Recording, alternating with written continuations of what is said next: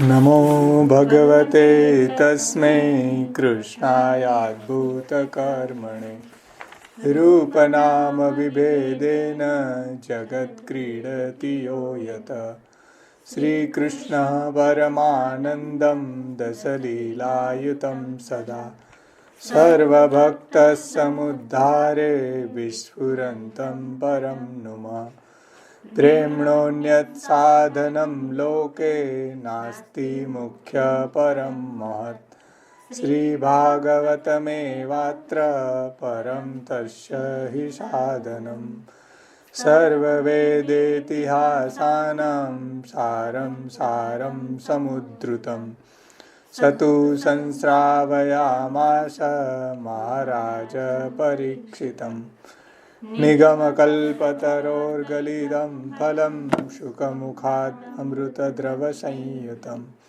પિબतं ભાગવतं રસમાલયં મુહુરહો રસિકા ભુવિ ભાવુકા વંદે શ્રીકૃષ્ણદેવં મુરનરકભિદં વેદવેદાन्तવેદ્યં લોકે ભક્તિ પ્રસિદ્ધે યદુકુલજલધો પ્રાદુરાસીદપાર યસ્યાસીદ્રૂપમેવ ત્રિભુવનતરણે ભક્તિવશ્ચ સ્વતંત્રં શાસ્ત્રં રૂપં ચ લોકે પ્રકટયતિ મુદા યસ્નો ભૂતિ હેતુ. બંને શ્લોકનો પાઠ કરશો.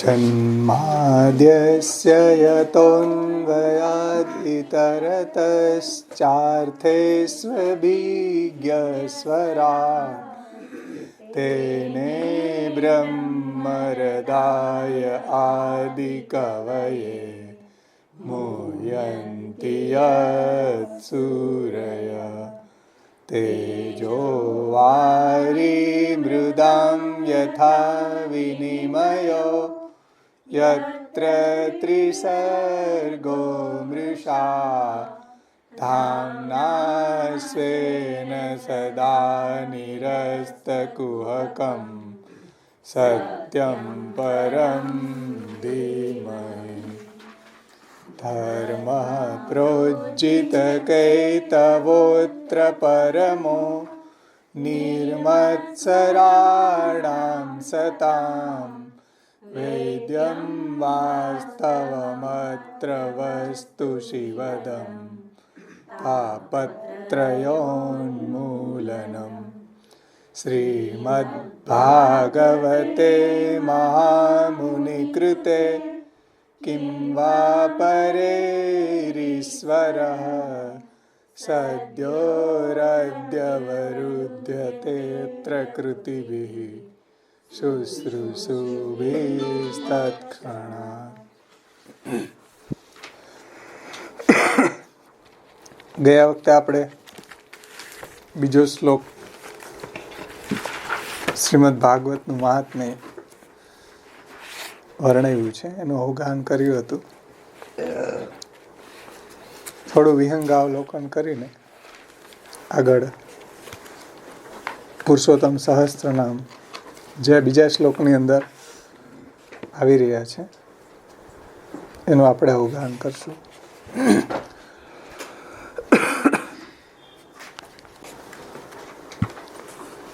ધર્મ પ્રોજ્જિતો કૈતવો અત્ર પરમો.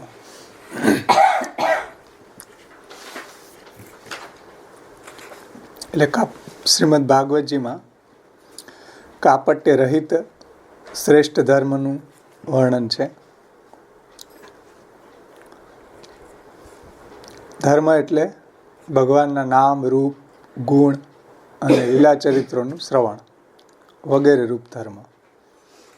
કીધું ને ધર્મ કાપટ્ય રહિત ધર્મ પ્રોજ્જિતો કૈતવો અત્ર.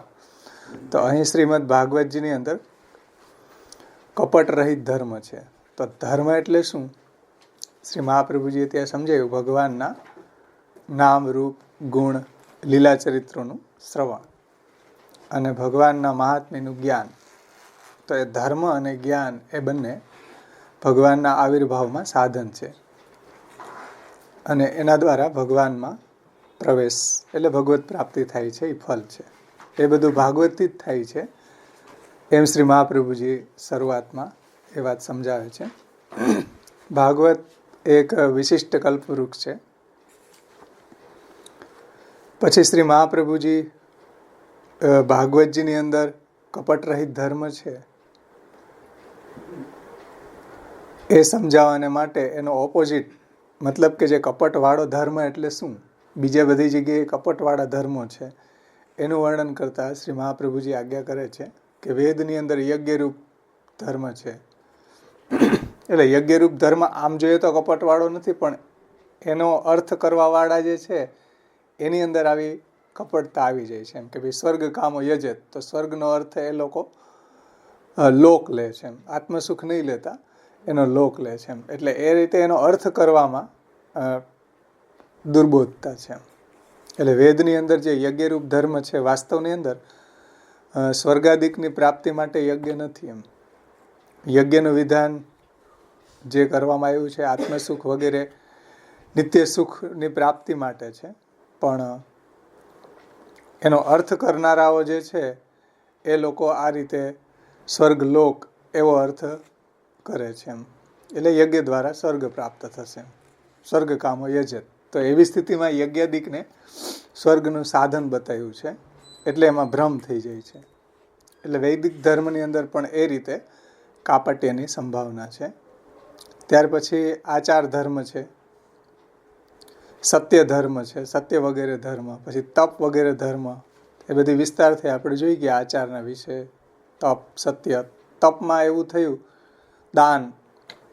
તપની અંદર પણ કયા પ્રકારનું તપ જે છે યોગ્ય છે, કારણ કે ભગવાને ગીતાજીની અંદર એમ કહ્યું છે કે જે આ રીતે દેહને કષ્ટ આપીને તપ કરે છે મને જ કષ્ટ આપી રહ્યો છે, એટલે મૂઢ છે. એમ તો એ રીતે તપની નિંદા પણ કરી છે. યજ્ઞ વગેરે, તપ, આ બધા આચાર ધર્મ છે, સત્ય વગેરે જે છે એની અંદર પણ આવું ખીચડો છે, એમ મહાપ્રભુજી સુબોધનીજીમાં કહે છે. દાન વગેરેનું પણ જોઈએ તો શાસ્ત્રની અંદર એવા ઘણા પ્રસંગો મળે છે કે દાન કરવાને કારણે અધોગતિ થાય. આપણને એમ લાગે કે દાન સારો ધર્મ છે, પણ નૃગુરાજાના પ્રસંગમાં આવે કે નૃગુરાજાને કાચિંડાનો અવતાર આવ્યો દાનને કારણે. એટલે કહેવાનું તાત્પર્ય છે કે આ બધા ધર્મો જે છે એમાં કંઈક ને કંઈક કપટ રહેલું છે. એ પ્રમાણે ભગવદ્ ગુણોના શ્રવણમાં કોઈ પણ જાતનું કપટ નથી.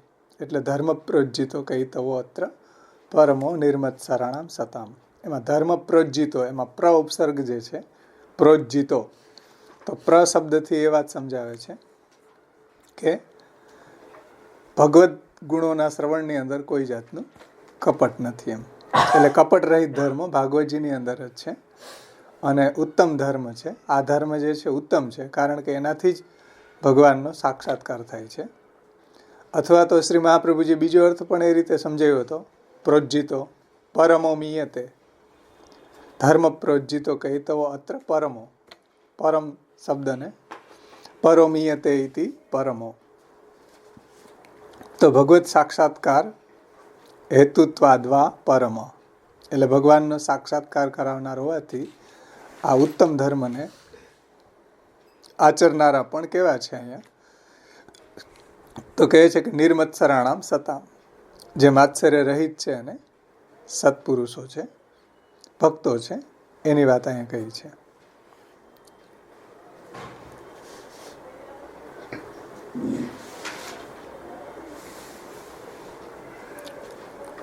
ધર્મ પ્રોજ્જિતો કૈતવો અત્ર પરમો નિર્મત્સરાણામ સતામ વૈદ્યમ વાસ્તવમ અત્ર વસ્તુ શિવદમ તાપત્રયોન મૂલનમ.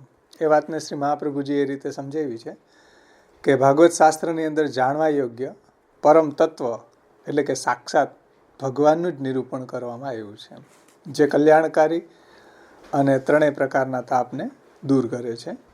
બીજા બધા શાસ્ત્રો છે એની અંદર યજ્ઞ, બ્રહ્મ, કાલ અને પુરુષ વગેરેનું વર્ણન છે. એના પણ સારરૂપ ભગવાનનું અહીં ભાગવતમાં જ વર્ણન કરવામાં આવ્યું છે કે ભાઈ એ બધાના મૂળ રૂપ છે, એમાંથી આ બધા પ્રગટ થયા છે. તો ભગવાન જ બધાના સાર રૂપ છે, ભગવાન જ બધાના મૂળ રૂપ છે. કારણ કે ભગવાન જ સર્વના સાર રૂપ છે અને સકલ તત્વનું તત્વ ભગવાન જ છે.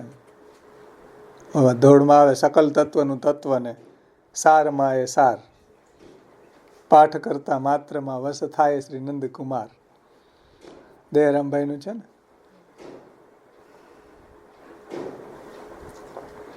એમ સકલ તત્વનું તત્વ અહીંયા ભાગવતની અંદર કહ્યું છે.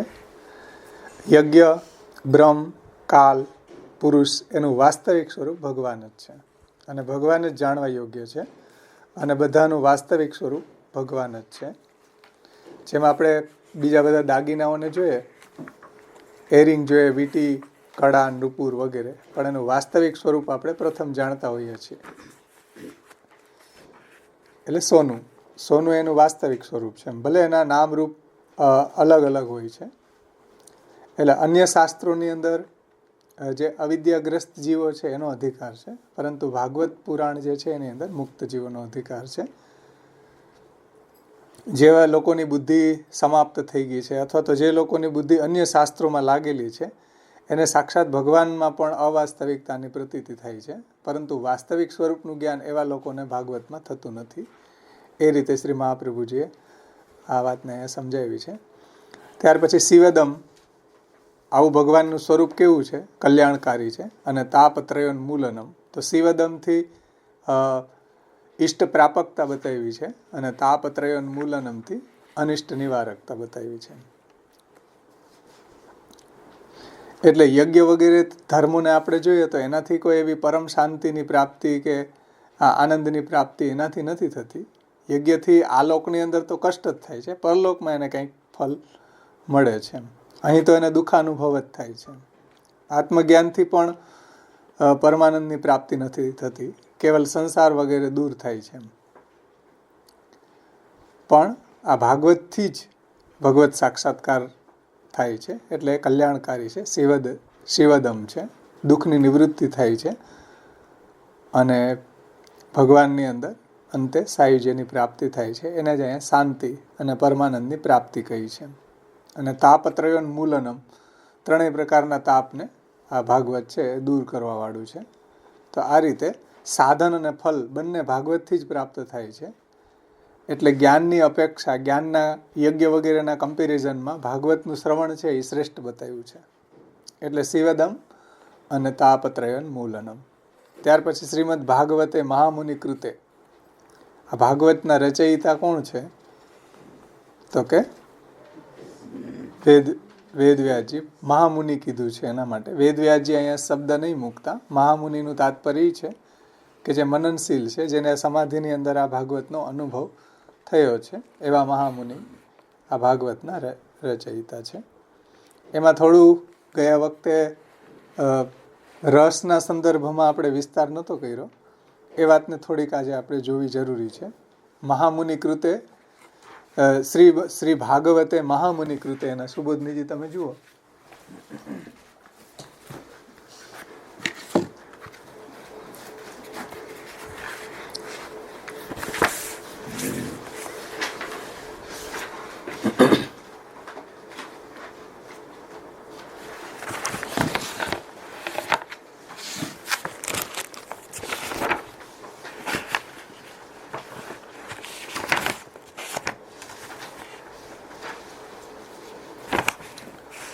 શ્રીમદ ભાગવતે મહામુનિ કૃતે, એમાં શ્રીમદ શબ્દ આગળ કયો છે. તો શ્રીમદનો અર્થ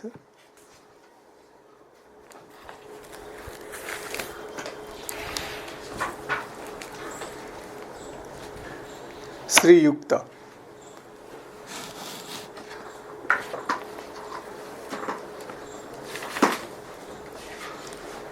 મદ યાની વાડું, શ્રીવાડું, એમ શ્રીથી યુક્ત. શ્રીમદ કહ્યું ને, તો શ્રીમદને શ્રી મહાપ્રભુજી એ રીતે સમજાવ્યું છે કે इस पद द्वारा यह भागवत श्री से युक्त શ્રીમદ હે, એટલે શ્રીથી યુક્ત. અર્થાત શ્રીમદનો અર્થ કરતા શ્રી મહાપ્રભુજી સમજાવે છે કે ભક્તિ રસથી યુક્ત, એમ શ્રી વાળું. શ્રી વાળું એટલે શું? શ્રી સહિત ભક્તિ રસથી યુક્ત છે. તો ભક્તિ રસ સહિત 10 રસ સે યુક્ત હૈ. આ વાતને થોડી આપણે આજે સમજવાની છે કે ભક્તિ રસથી યુક્ત. તો આજે રસની વાત આપણે વારંવાર કરતા હોઈએ છીએ. શ્રી મહાપ્રભુજી પણ અહીંયા ભક્તિને રસ માનવાના દ્રઢ આગ્રહી છે. નાટ્યશાસ્ત્રોની અંદર તમે જુઓ તો ભરત મુનિએ કંઈક 8 કે 9 રસોનું વર્ણન કર્યું છે. પણ હકીકતમાં 8 રસ જ નથી, ઘણા બધા રસો છે. શ્રી મહાપ્રભુજી તો એમ કે વિભાવાનુભાવ, સંચારી ભાવ, નિષ્પન્ન સ્થાયી ભાવ, રસ. આ જે ડેફિનેશન જ્યાં બી લાગુ પડતી હોય એ રસ છે. એમ ભરત મુનિ વાત્સલ્યને રસ નથી માનતા, પણ આપણા બાળલીલાના કીર્તનોને જોઈએ તો વાત્સલ્ય રસ પણ છે. વિભાવાનુભાવ, સંચારી ભાવો, નિષ્પન્ન સ્થાયી ભાવ, રસ. તો વાત્સલ્ય પણ એક રસ છે. ભરત મુનિની પ્રોબ્લેમ શું છે કે એ શ્રૃંગાર રસને મુખ્ય માને છે અને બીજા બધા રસો છે એમાં સંચારી થયા આવે છે શ્રૃંગાર રસમાં. એટલે એમાં વાત્સલ્યનો તો સ્કોપ રહે નહીં, એટલે એ નથી માનતા. અને નાટ્યશાસ્ત્રની અંદર શાંત રસ છે એ ચાલે નહીં, કારણ કે કોઈ નાટ્યની અંદર આવીને આમ સમાધિ લગાવીને બેસી જાય તો બધાય ભાગી જાય. એટલે આ જે 8 રસો છે એ નાટ્યશાસ્ત્રની અંદર સમજાવ્યા છે. અને શ્રી મહાપ્રભુજી ભક્તિને પણ રસ માનવાના દ્રઢ આગ્રહી છે. અને ભાગવત જે છે એ ભક્તિ રસથી ભરેલો છલકતો સાગર છે.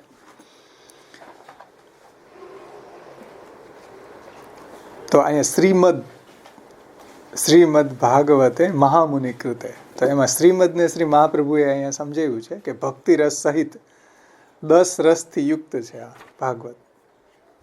તો ભરત મુનિએ જે 8 થી 9 રસો બતાવ્યા છે એને આપણે થોડી દ્રષ્ટિ કરીએ. મહાપ્રભુજીએ વારંવાર આ 10 રસોનું વર્ણન કર્યું છે. ભાગવતના આપણે સુબોધનીજી જોશું જેમ આગળ એમાં વર્ણન આવશે. એમાંનો એક શ્લોક છે કે ભગવાન જ્યારે રંગમંડપમાં પધારી રહ્યા છે કંસના, ત્યારે 10 રસો પ્રગટ થયા છે. તો ત્યાં મલ્લાનામ અસનિર નૃણામ સ્ત્રીણામ સ્મરો મૂર્તિમાન, ગોપાનામ સ્વજનો સતામ, ક્ષિતિભુજામ શાસ્તા સ્વપિત્રો શિશુ, મૃત્યુ ભોજપતેર વિરાડ વિદુષામ તત્વમ પરમ યોગીનામ, વૃષ્ણિનામ પરદેવ તેથી રંગમગત સાગ્રજ. ભગવાન રંગમંડપમાં પધારે છે ત્યારે જે મલ્લો હતા એને ભગવાનનું રૌદ્ર સ્વરૂપ દેખાણું, એટલે એક રૌદ્ર રસ પ્રગટ થયો એમાં. નૃણામ નરવર, સ્ત્રીણામ સ્મરો મૂર્તિમાન, જે નૃણા એટલે સામાન્ય મનુષ્ય હતા એને નરવર શ્રેષ્ઠ જેન્ટલમેન દેખાણા ભગવાન. તો એના માટે અદ્ભુત રસ પ્રગટ થયો છે. રૌદ્ર રસની અંદર સ્થાયી ભાવ રોષ હોય છે, અને જે નૃણા સામાન્ય મનુષ્યો હતા એની અંદર એને નરવર દેખાણા પ્રભુ. તો એ લોકોને અદ્ભુત રસ પ્રગટ થયો છે.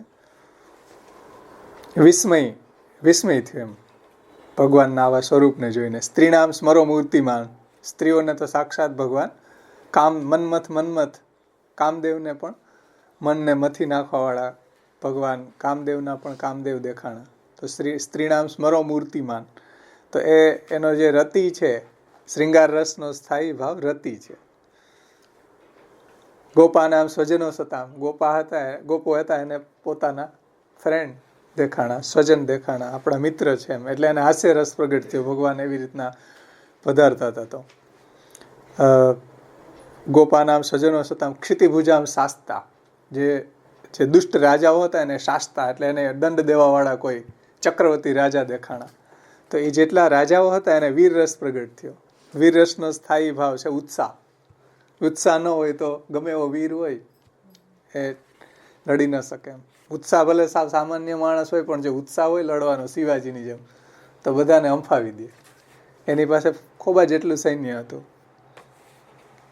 એટલે ઉત્સાહ, જે રાજાઓ હતા એને વીર રસ પ્રગટ થયો. અને ક્ષિતિભુજામ શાસ્ત્ર સપિત્રો શિશુ, અને જે માતા પિતા હતા વસુદેવ દેવકીજી, એને ભગવાનનું આવું બાલ સ્વરૂપ જોઈ અને કરુણ રસ પ્રગટ થયો. કરુણ રસનો સ્થાયી ભાવ છે શોક. અને મૃત્યુ ભોજપતેર, ભોજપતિ કંસ હતો એને ભગવાન કાલ દેખાણા છે એમ. તો ભયાનક રસ પ્રગટ થયો એને ભય લાગ્યો, હોરર. એટલે રસ જ્યારે પ્રગટ થાય ને, આ સમજો, આ જ્યારે આપણે પિક્ચર વગેરે જોવા જાય ને તો રસ નિષ્પન્ન થાય. હોરર બીક ડર લાગવાનું પિક્ચર હોય તો એ આપણને મજા આવે. શ્રૃંગાર લવ સ્ટોરીનું પિક્ચર હોય તો આપણને મજા આવે. એ શું થાય? એન્જોય કરવું. રસ પ્રગટ થવાનો મતલબ શું? એને એન્જોય કરવું, એનો આનંદ લેવો, એનું નામ રસ. રસ પ્રગટ થઈ જવું એમ. આપણે કહીએ ને કે આમાં રસ પ્રગટ થઈ ગયો, આમાં રસ છે, એનો મતલબ શું? એને એ સારી રીતે એન્જોય કરી શકે છે, એને એ સારી રીતે આનંદ લે છે. પછી વિરાટ અવિદુષામ, જે અજ્ઞાની લોકો હતા એને ભગવાનના એવા વિરાટ દર્શન થયા, એટલે એને એવો બીભત્સ જુગુપ્સા રસ પ્રગટ થયો. યોગી નામ, તત્વમ પરમ યોગી નામ, યોગીઓને પરમ તત્વરૂપી દેખાણા, તો એને શાંત રસ પ્રગટ થયો, ભગવાનના દર્શન થયું એમાં.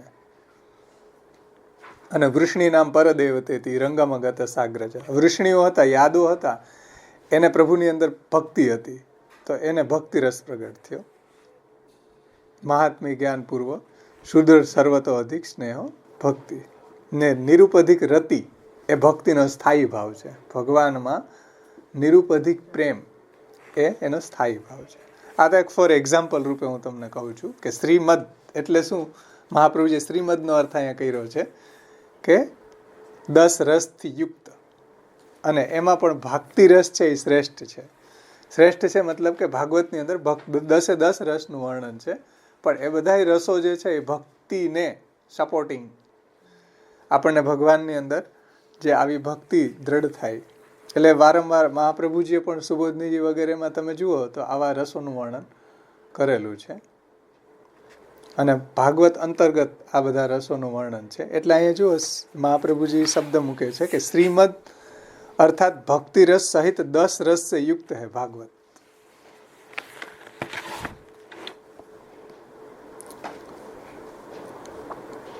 એટલે ભગવાન આવી લીલાઓ કરીને આવા રસ પ્રગટ કરે તો આપણને પણ ભગવાનમાં એવી ભક્તિ પ્રગટ થાય છે. અને ભક્તિને રસ માનવાના શ્રી મહાપ્રભુજી દ્રઢ આગ્રહી છે કે ભક્તિ એક રસ છે. અને ભક્તિવર્ધની ગ્રંથમાં બધા ટીકાકારોએ આ વાતને સમજાવી છે કે ભક્તિ એક રસ છે.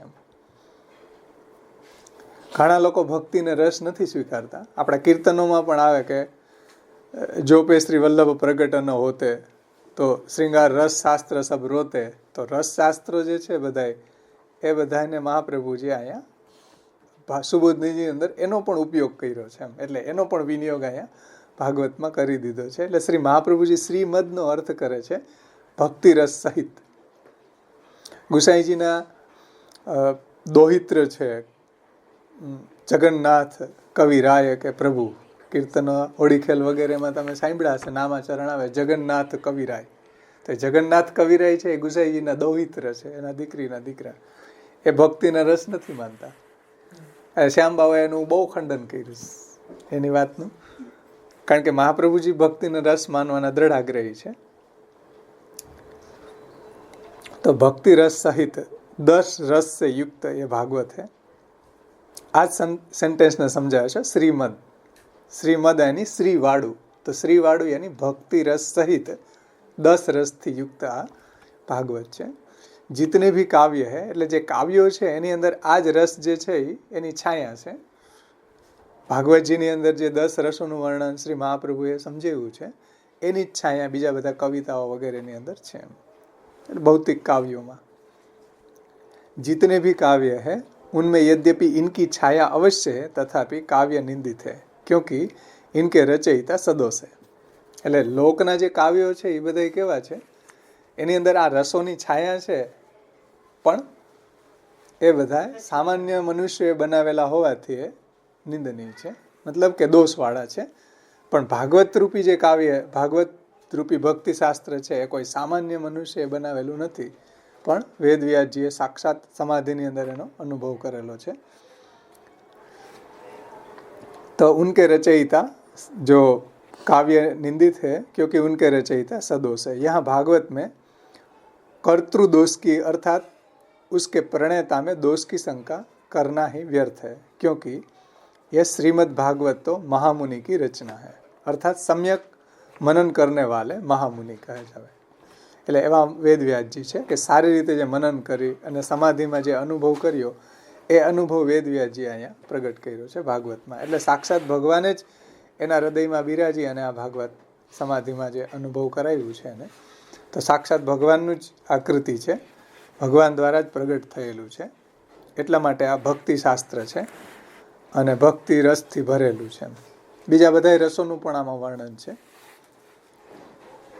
એ વાત ખાસ અહીંયા સમજાવી છે, જે ગયા વખતે થોડું એનો આપણે વિસ્તાર નહોતો કર્યો.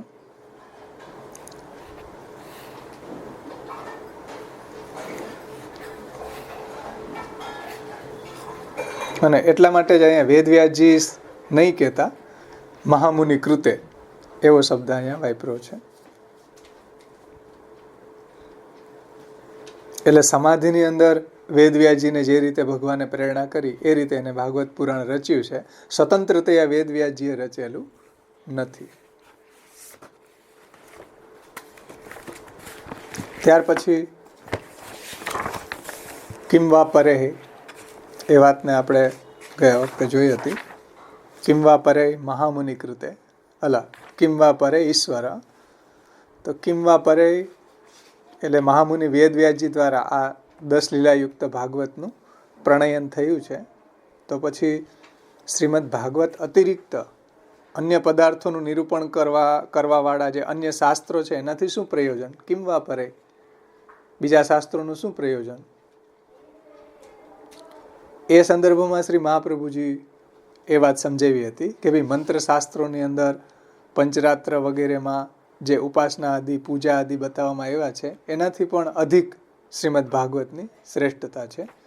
કારણ એ છે કે મંત્રશાસ્ત્રની અંદર દેવતા છે એ મંત્રને અધીન હોય છે, એ ઈશ્વરરૂપ નથી. એમ ઈશ્વર જે છે એ તો કોઈ મંત્ર શાસ્ત્ર દીક્ષા અર્ચન કોઈ બીને અધીન નથી. જે વાત આપણે ગયા વખતે જોઈ હતી, મંત્રો ઉપાસન વૈદિક તાંત્રિક દીક્ષા અર્ચના વિધિભીર અસ્પૃષ્ટો રમતે નિજ ભક્તેષુ સમેસ્તુ સર્વસ્વમ. તો પુરુષોત્તમ છે આવા કોઈ મંત્ર તંત્રની ઉપાસનાને વશ નથી. પછી એક વાત એ પણ આવી હતી કે જે મથુરા આદિ સ્થાનમાં નિવાસ કરવાથી પણ એના હૃદયની અંદર ભગવાન અવૃત, એટલે મથુરા આદિ સ્થાનની અંદર નિવાસ કરે તો એ નિવાસ જ્યાં સુધી ભગવાન ત્યાં બિરાજતા હતા. આમાં સુબોધનીજી મેં સંદર્ભ આપ્યો હતો કે મથુરા આદિ જે સ્થાન છે, ફૂટનોટમાં આપ્યો હતો ને પ્રકાશકારે, કે મથુરા વગેરે સ્થાનમાં તત્વોમાં આવેશ કરેલા સ્વરૂપવાળા ભગવાન જ અધીન થાય છે. એટલે તત્વોની અંદર એનો આવેશ હોય છે જ્યાં સુધી ભગવાન બિરાજે છે ત્યાં સુધી. એમ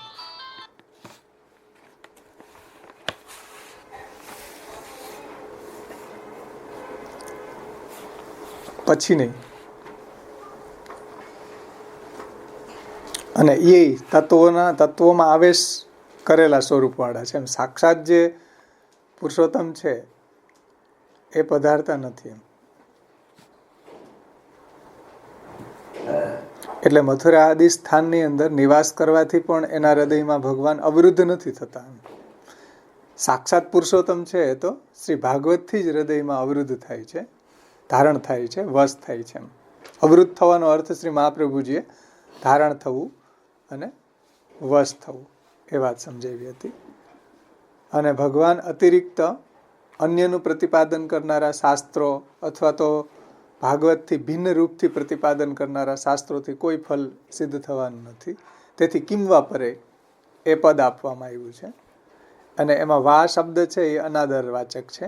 એટલે ભગવદ અતિરિક્ત અન્યનું પ્રતિપાદન કરનારા શાસ્ત્ર અનાદરણીય છે. ભગવદ અતિરિક્ત અન્યનું નિરૂપણ કરનારા શાસ્ત્રો અનાદરણીય છે. અને આપણે ત્યાં ભાગવતનું જ સાર રૂપે મહાપ્રભુજીએ ષોડશ ગ્રંથો વગેરે નિબંધ વગેરે જોઈએ, અણુભાષ્ય જોઈએ, તો એ બધું ભાગવતના તત્વ રૂપે જ આપણને સમજાયું છે. એટલે આગળ આવ્યું હતું સર્વોત્તમ સ્તોત્રમાં કૃપૈ તત્કથા પ્રદમાં કે ભાઈ ભાગવતની કથા મહાપ્રભુજી સ્વરૂપાત્મક રીતે પ્રદાન કરે છે કે ભાઈ ભાગવતની કથાને જીવવી કેમ એ સમજાવવા માટે મહાપ્રભુજીએ ષોડશ ગ્રંથ વગેરે પ્રગટ કર્યા છે કે ભાઈ ભાગવતની કથાને સ્વરૂપાત્મક રીતે આપણે આપણી નિત્ય જીવનની અંદર એને કેમ ઉતારી શકીએ, તો એ શ્રી મહાપ્રભુજીએ સમજાવ્યું છે. એટલે આપણા સંપ્રદાયમાં જે બી ગ્રંથો છે એ તો ભાગવતના સારરૂપ જ છે. એટલે ભાગવતને સમજાવે છે, ભગવાનને સમજાવે છે, ભગવાનની નામ રૂપ ગુણ લીલા ચરિત્રોને સમજાવે છે, એનું ભજન કેમ કરવું એ જ સમજાવે છે, જે ભાગવતનો સાર છે. એટલે કિંવા પરે, તો એમાં વા શબ્દ જે અનાદર વાચક છે, એટલે ભગવદ અતિરિક્ત અન્યનું પ્રતિપાદન કરનારા ધર્મો, પ્રાયશ્ચિત ધર્મો, વર્ણાશ્રમ ધર્મો, પાપ પ્રાયશ્ચિત, નર્ક વગેરેનું જે વર્ણન કરવાવાળા છે, જેમાં મુખ્યતઃ અહીંયા ભક્તિનું પ્રતિપાદન નથી થયું, ભગવાનના નામ રૂપ ગુણ લીલા ચરિત્રોનું પ્રતિપાદન નથી થયું, એવા બધા શાસ્ત્રો છે, એની વાત અહીંયા છે. અને એનાથી સંતોષ પણ નહોતો થયો વેદવ્યાસજીને, એટલા જ માટે. એટલે કિમ વાપરે એ પદ અહીંયા, એમાં વા શબ્દ જે છે એ અનાદર સૂચક છે. એટલે ભગવદ અતિરિક્ત અન્યનું પ્રતિપાદન કરનારા શાસ્ત્રો છે એ અનાદરણી છે. પછી ઈશ્વર શબ્દને બહુ સુંદર રીતે શ્રી મહાપ્રભુએ સમજાવ્યું. ઈશ્વર એટલે શ્રીમદ ભાગવતમાં તો ઈશ્વરનું જ પ્રતિપાદન છે, જેની અંદર કર્તૃમ અકર્તૃમ અન્યથા કર્તૃમ સર્વ સમર્થ છે. અદ્રષ્ટ અને કાલ આદિને એનો પણ બાધ કરી દે અને તેણે કરેલ વિઘ્નને પણ દૂર કરી દે એવી કર્તૃમ સામર્થ્ય છે. હર કોઈ કાર્ય કરવાની એનામાં સામર્થ્ય છે. અકર્તૃમ યાની અદ્રષ્ટ વગેરે કરેલું કાર્ય નાશ પણ કરવાની એનામાં સામર્થ્ય છે. અન્યથા કર્તૃમ એટલે ભક્તો ભૂલેલા હોય, અવડે રસ્તે ચડી જાય તો ત્યારે એને ભ્રાંતિ થઈ જાય છે, તો એ ભ્રાંતિને દૂર કરી અને એને સન્માર્ગમાં પાછી પ્રવૃત્તિ કરાવે એવા ભગવાન ઈશ્વર છે. એ અન્યથા કર્તૃમ એનું સામર્થ્ય છે. તો એ રીતે ઈશ્વર શબ્દનું તાત્પર્ય શ્રી મહાપ્રભુજી અહીંયા જે સમર્થ છે, સર્વ સમર્થ છે, કર્તૃમ અકર્તૃમ અન્યથા કર્તૃમ સર્વકરણ સમર્થ સામર્થ્ય પ્રભુમાં છે. અને એવા ઈશ્વર ભાગવત પુરાણના શ્રવણ માત્રથી જ એના વિચાર અથવા તો ચિંતન કદાચ ન પણ કર્યું હોય તો પણ તત્ક્ષણ હૃદયની અંદર આરૂઢ થાય છે, શ્રવણ માત્રથી જ. પછી કૃતિભી શુશ્રુષુભી, એ વાતને થોડી સમજવી જરૂરી છે. એમાં કૃતિભી અને શુશ્રુષુભી એટલે શ્રીમદ ભાગવત છે એ બ્રહ્માજી અને નારદજી આદિ મહાપુરુષો દ્વારા, એ મહાપુરુષોના વાક્યો છે એટલે દુર્બોધ છે, એના દ્વારા કહેવાયેલું શાસ્ત્ર છે. તો ભાગવત અને બ્રહ્માજી નારદજી વગેરે મહાપુરુષોના વાક્યો હોવાથી દુર્બોધ છે. તો એનો સારી રીતે બોધ થાય એટલા માટે કહે છે કે કૃતિભી અને શુશ્રુષુભી. તો જે વ્યક્તિ કુશલ બુદ્ધિવાળો છે અને શ્રવણની ઉત્કટ ઈચ્છાવાળો છે એને ભાગવત પુરાણનું જ્ઞાન થાય છે. અર્થાત એના બુદ્ધિનું જે કૌશલ એ ભાગવત સાંભળવામાં ઉપયોગી છે. અહીંયા શ્રી મહાપ્રભુજી પણ કૌશલ શબ્દ મૂક્યો હતો. કૌશલ એટલે એક્સપર્ટ, કોઈ પણ વાતને સમજવામાં એની ચાતુર્ય, માસ્ટરી. એટલે ભાગવતના જે શ્રોતાઓનું વર્ણન આવ્યું છે ભાગવતાર્થ નિબંધમાં, એમાં પણ આ વાત સમજાવી હતી આપણે કે જિજ્ઞાસુતા, આમાં એમ આવ્યું ને શુશ્રુષુભી, પછી અમાત્સર્ય, જે શ્લોકના આગળ ભાગમાં આવ્યું નિર્મત્સારાણામ સતામ, અને શ્રવણાદર, અને ભાગવત સાંભળવામાં એને આદર છે, રિસ્પેક્ટ છે. તો એમાં પણ આ વાત સમજાવી હતી કે સાંભળવાવાળો જે છે જિજ્ઞાસુ હોવો જોઈએ, અમાત્સર્ય હોવો જોઈએ, શ્રવણાદરવાળા હોવા જોઈએ, અને વક્તા પણ ચતુર હોવા જોઈએ, સંપ્રદાય પ્રમાણે સરખી રીતે ભાગવતને એને સાંભળેલું હોવું જોઈએ. તો એમાં ચાતુર્ય જે છે અહીં બતાવ્યું છે. કૃતિભી યાની એક્સપર્ટ ટાઈમ, કોઈ પણ વાતને સમજવામાં આવું એનું ચાતુર્ય, એટલે કૃતિભી બુદ્ધિ ચાતુર્ય.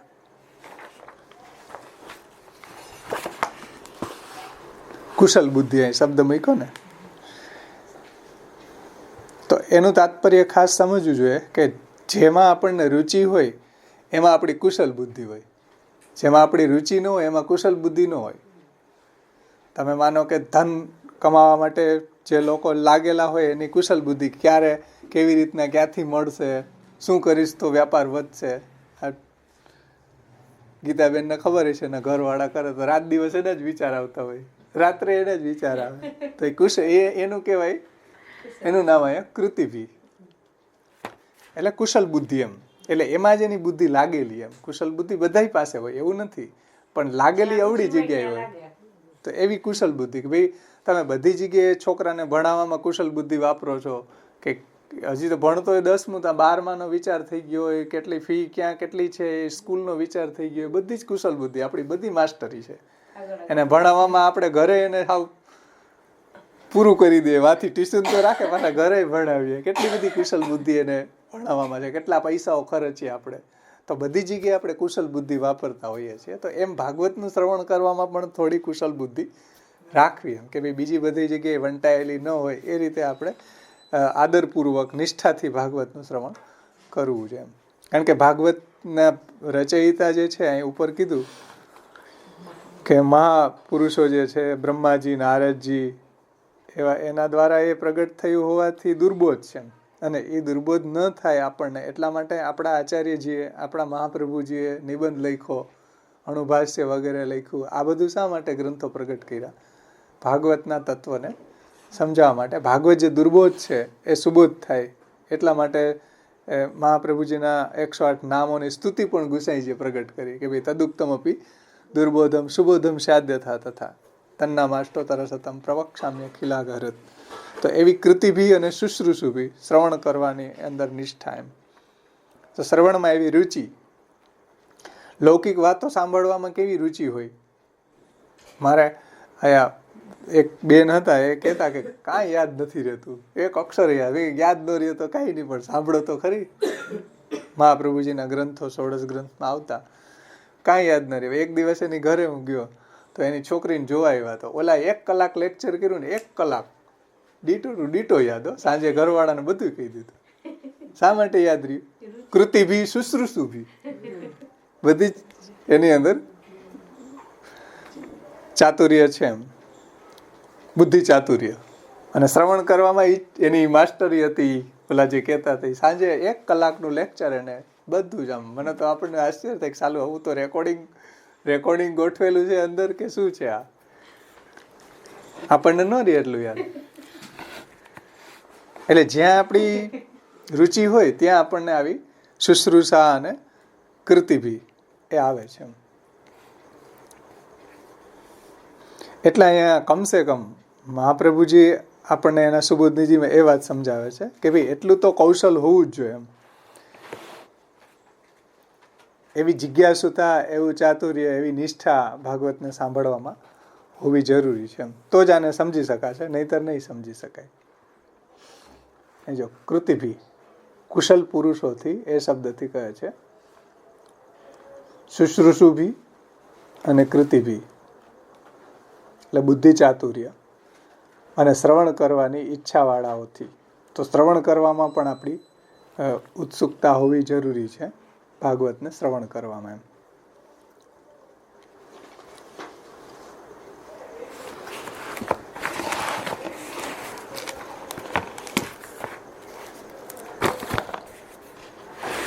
તો એ કુશલ બુદ્ધિ અને શ્રવણમાં નિષ્ઠા, જો એવું હશે તો જ ભાગવતનું રહસ્ય સમજી શકાશે. એના માટે શ્રી મહાપ્રભુજીએ બહુ સુંદર એક વાત કરી છે. કૃતિભી શુશ્રુષિભી બુદ્ધિ કૌશલમ કૃતિત્વ મુક્તમ બોધો ઉપયોગી અને શુશ્રુષાતુ કથનો ઉપયોગીની તદ ઉભય સંપત્તો તત્ક્ષણાદેવ અવરુદ્ધત ઇત્યર્થ. જે ટેક્સમાં એને વાત સમજાવીશ ને મહાપ્રભુજીએ, એ બહુ ગજબ વાત સમજાય. અહીંનો હિન્દીમાં એને સરસ એને અર્થ જ ગુજરાતીમાં છે કે જો આ રીતે કૃતિભી અને શુશ્રુષા ન હોય, યા કૃતિકા અર્થે કુશલતા. હવે કેવી કુશલતા અહીંયા? તો तो कि परमत भाषा, लौकिकी भाषा तथा समाधि भाषा, इन तीनों भाषाओं से विरोध न आए, इस तरह पद और वाक्य की भगवतपरता को जानता हुआ जो कुशल व्यक्ति इस श्रीमद् भागवत को सुनता है, उसी के हृदय में भगवान तत्क्षण पधार कर वहाँ ही निवास करते. તો એટલે કુશલતા જરૂરી છે કે આવી રીતના કુશલ બુદ્ધિથી કોઈ આને સાંભળે તો કેવી રીતના કુશલતા રાખવાની, તો કે જે ત્રણ ભાષાઓ છે, લૌકિક, પરમત અને સમાધિ, એમાંથી વિરોધ ન આવે એ રીતે, અવિરોધેન, ત્રણેય ભાષાઓમાં વિરોધ ન આવે એ રીતે. જોકે શ્રી મહાપ્રભુજી વારંવાર એ વાતને સમજાવી જ છે. અને બીજું, इस तरह पद और वाक्य की भगवत परता, એટલે જે પદ અને વાક્ય ભગવાનનું જ વર્ણન કરે છે, સમજો, पद और वाक्य की भगवत परता को जानता हुआ जो कुशल व्यक्ति, જે કુશલ બુદ્ધિથી આ રીતે સાંભળે કે ભાઈ પદ, એક એક પદ, ભાગવત પ્રતિપદ મણિવર ભાવાંશુ ભૂષિતા મૂર્તિ, તો પ્રત્યેક પદ અને વાક્ય ભગવાનનું જ વર્ણન કરે છે, એવું આપણને જ્યારે સમજમાં આવે ત્યારે ભગવાન હૃદયમાં પધારશે. નહીતર તો આપણને વાક્ય અને પદમાં કંઈક બીજી જ સમજમાં આવે. એટલે શ્રી મહાપ્રભુજીએ પુરુષોત્તમ સહસ્ત્ર નામ પ્રગટ કર્યું. શા માટે? કે ભાઈ બધી લીલાઓમાં ભગવાન કઈ રીતે છુપાયેલા છે એ શ્રી મહાપ્રભુજી આપણને સમજાવે છે, જે આપણે ભૂમિકામાં જોઈ ગયા. તો એક વાત અહીંયા ખાસ સમજો કે जो 3 भाषा है, कृति भी का अर्थ है कुशलता है, परमत भाषा, लौकिकी भाषा तथा समाधि भाषा, इन तीनों भाषाओं से विरोध न आवे, इस तरह पद और वाक्यों की भगवत परता को, भगवत परता એટલે ભગવાનનું જ વર્ણન કરે છે, એમ જાણતા હુआ, ऐसे जानता हुआ जो कुशल व्यक्ति, जो कुशलता, આમાં કુશલતા બતાવવાની છે. આપણે દુનિયામાં કુશલતા બતાવીએ, બધે ધન કમાવામાં, છોકરા ભણાવવામાં, ન્યાય બતાવવા વાંધો નહીં, પણ કમસે કમ 10% તો અહીંયા કુશલતા બતાવીએ. બીજી બધી જગ્યાએ ભલે 90% બતાવી, જોકે અહીંયા જ કુશલતા 90% બતાવવાની હોય, પણ આપણું ઉલટું છે, એટલા માટે આ બનતું નથી. અને એનું રિઝલ્ટ શું, કુશલતા કેમાં બતાવવાની છે, તો કે इस तरह पद और वाक्य की भगवत परता को जानता हुआ जो कुशल व्यक्ति इस श्रीमद् भागवत को सुनता है, उसी के हृदय में भगवान साक्षात पधार कर वहाँ ही निवास करते हैं, अन्यथा सुना हुआ भी अनसुना जैसा ही हो जाता है.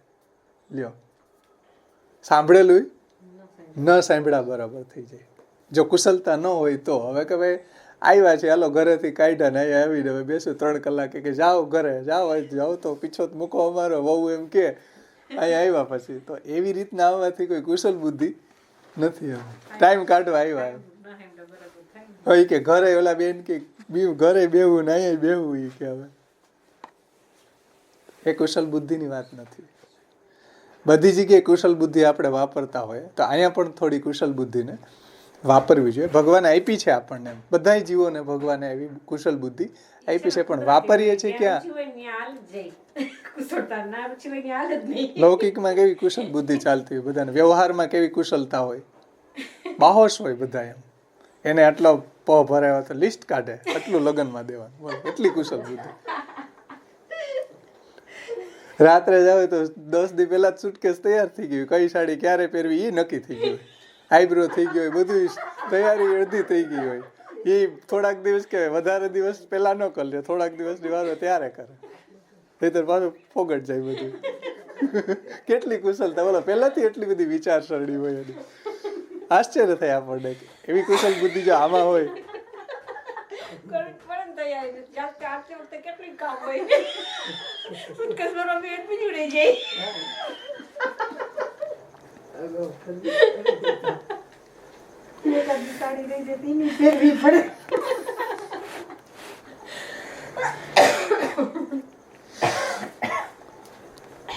શ્રી મહાપ્રભુજી એ કહે છે કે ભાઈ બીજી જગ્યાએ આપણે કુશલ બુદ્ધિ વાપરીએ તો થોડી કુશલ બુદ્ધિ, આમાં પણ એટલી કુશલ બુદ્ધિ વાપરીએ તો આપણને ભાગવત સારી રીતે સમજી શકાય.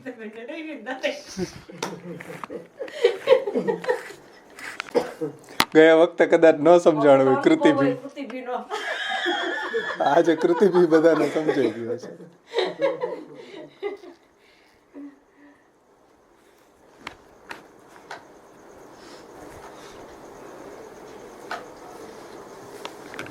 આગળ વધીએ.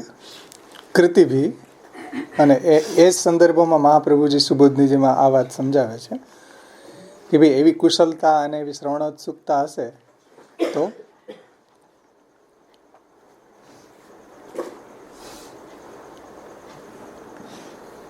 श्रीमद् भागवत को इस तरह पद और वाक्य की भगवत परता को जानता हुआ जो कुशल व्यक्ति श्रीमद् भागवत को सुनता है. आज पद અને વાક્યની ભગવત પરતા છે, મતલબ કે સમગ્ર ભાગવત જે છે એમાં ભગવાનનું જ વર્ણન છે, જે સમાધિ ભાષા છે. અને બીજી જે ભાષા છે પરમત છે, તો એ વેદવ્યાસજી જ્યારે બીજા ઋષિઓનું કે બીજા શાસ્ત્રોની વાત કરતા હોય ત્યારે પરમત ભાષા છે. અને જે લોકનું વર્ણન આવે છે, કોઈનું સૌંદર્યનું વર્ણન હોય, બગીચાનું વર્ણન હોય, રસ્તા વગેરેનું વર્ણન આવે, રાજ્યનું વર્ણન હોય, કોઈના શ્રૃંગારનું વર્ણન હોય, તો એ બધું લૌકિક ભાષા છે. અને એ જો સમાધિ ભાષાથી અવિરુદ્ધ રીતે હોય તો એ પ્રામાણ્ય છે. તો એ રીતે એના પદ અને વાક્યોની ભગવત પરતા को जानता हुआ जो कुशल व्यक्ति इस श्रीमद् भागवत को सुनता है उसी के हृदय में भगवान तत्क्षण पधार कर वहाँ ही निवास करते हैं. આ શ્રી મહાપ્રભુજી કહે છે કે આ રીતે કુશલ બુદ્ધિથી એને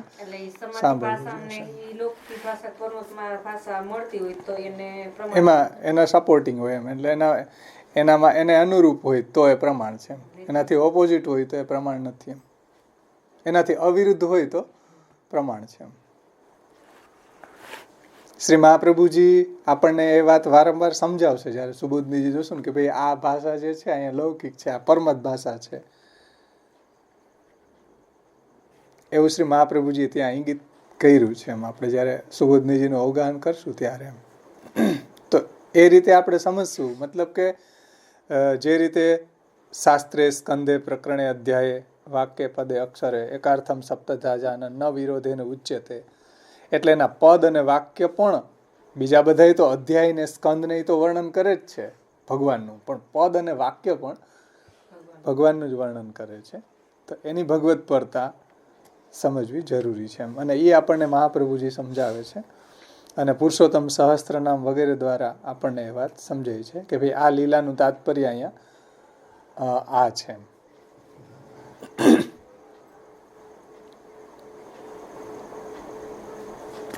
આગળ કહે છે અને પાછું શ્રી મહાપ્રભુજી એ પણ કહે છે કે અન્યથા, એટલે આ રીતે જો કૃતિભી ન હોય, આપણી અંદર એવી કૃતિભી અને શુશ્રૂષા ન હોય, કુશલ બુદ્ધિ અને શ્રવણોત્સુકતા ન હોય, તો પછી સુના હુઆ ભી અનસુના જૈસા હો જાતા. આવી રીતના નિષ્ઠાથી આપણે નથી સાંભળતા. હવે ભાગવતો કેટલીક વાર સાંભળવું કે 10 વાર તો સોસરવો નીકળી ગયો, એમાંથી કાંઈ હાથમાં તો ન આવે. પછી શા માટે ન આવે?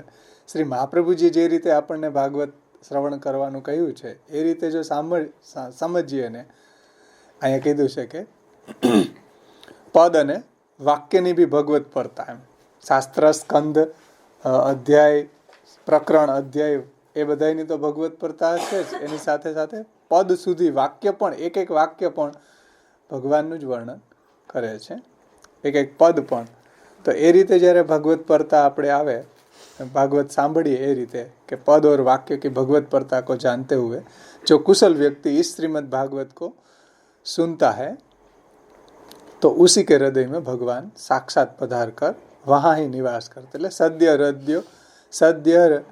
સદ્ય હૃદય અવરુદ્ધતે કૃતિભી શુશ્રૂષુભી તત્ક્ષણાત. તો સદ્ય પ્રભુ એના હૃદયમાં આવી અને અવરુદ્ધ થઈ જાય છે, નિવાસ કરે છે, બિરાજી જાય છે, ત્યાં વશ થઈ જાય છે. અન્યથા આ રીતે જો સાંભળવામાં ન આવે અને એવી કુશલતા ન હોય અને શ્રવણોત્સુકતા ન હોય તો પછી સુના હુઆ ભી અનસુના જૈસા હો જાતા. આ મહાપ્રભુજી કહે છે અન્યથા શ્રુતમ અપ્યશ્રુતમ ભવતી, શ્રુતમ અપ્યશ્રુતમ ભવતી, એમ ટેક્સમાં આપ્યું છે. અન્યથા એટલે આ રીતે ભાગવત ન સાંભળે તો સાંભળેલું પણ न सांभळवा बराबर है. यहाँ तत्क्षणात् का तात्पर्य यह है कि इस तरह श्रवण करने वाले का उसी समय भगवत प्राप्ति के लिए प्रयत्न देखा गया है. એટલે આ રીતે કૃતિ ભી ને શુશ્રૂષુ ભી શ્રવણોત્સુકતા એની છે તો તત્ક્ષણાત એ જ ક્ષણે નું તાત્पर्य એવું છે કે શ્રવણ કરને વાલે કા ઉસી સમય ભગવત પ્રાપ્તિ કે लिए प्रयत्न देखा गया है. એટલે તે જ ક્ષણે એ ભગવાનની પ્રાપ્તિનો ઉપાય કરવા લાગી ગયો છે. એટલે ભગવાન પણ એના હૃદયમાં આવીને બિરાજી જાય છે. તો આ રીતે આ બેની ચર્ચા ગયા વખતે નહોતી થઈ, કૃતિભી અને શુશ્રુષુભી. કારણ કે બ્રહ્માજી, નારદજી આદિ મહાપુરુષોના વચનો હોવાથી દુર્બોધ છે અને સારી રીતે બોધ થાય એટલા માટે કહે છે કૃતિભી અને શુશ્રુષુભી. અને એવું બુદ્ધિ ચાતુર્ય બધામાં હોય છે, પણ લગાડવાનું સાયા, એ લગાડીને એનું શ્રવણ કરવાનું. જે વ્યક્તિ કુશલ બુદ્ધિવાળો છે અને શ્રવણની ઉત્સુકતા ઈચ્છાવાળો છે એને ભાગવત પુરાણનું જ્ઞાન થાય છે. એટલે મહાપ્રભુજી એના માટે બુદ્ધિ કૌશલ શબ્દ મૂક્યો ને આમાં, અહીં ગુજરાતીમાં જો,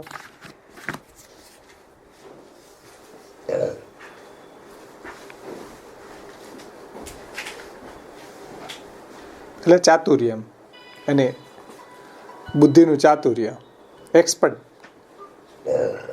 એને સમજવામાં એક્સપર્ટ.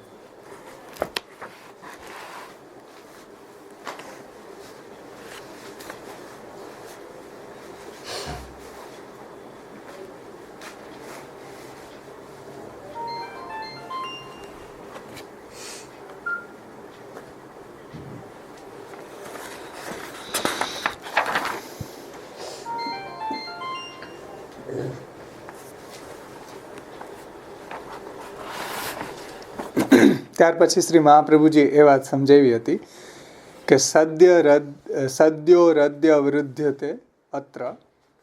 એટલે ભાગવતની ઉત્કૃષ્ટતા એ આપણે આગળ જોયું, અને છેલ્લે અંતમાં શ્રી મહાપ્રભુજી એ વાત સમજાવી છે કે શ્રીમદ ભાગવતની ઉત્કૃષ્ટતા ઘણા પ્રકારે વર્ણવી શકાય છે, પરંતુ અહીંયા બધાથી અધિક મહિમા ભાગવતનો એ છે, અધિક ઉત્કર્ષ ભાગવતનો એ છે કે સાક્ષાત ભગવાનને સાંભળવાની ઈચ્છાવાળા ભક્તજનો શીઘ્ર જ ભગવાનને હૃદયમાં પધરાવી અને એને વશ કરી લે છે.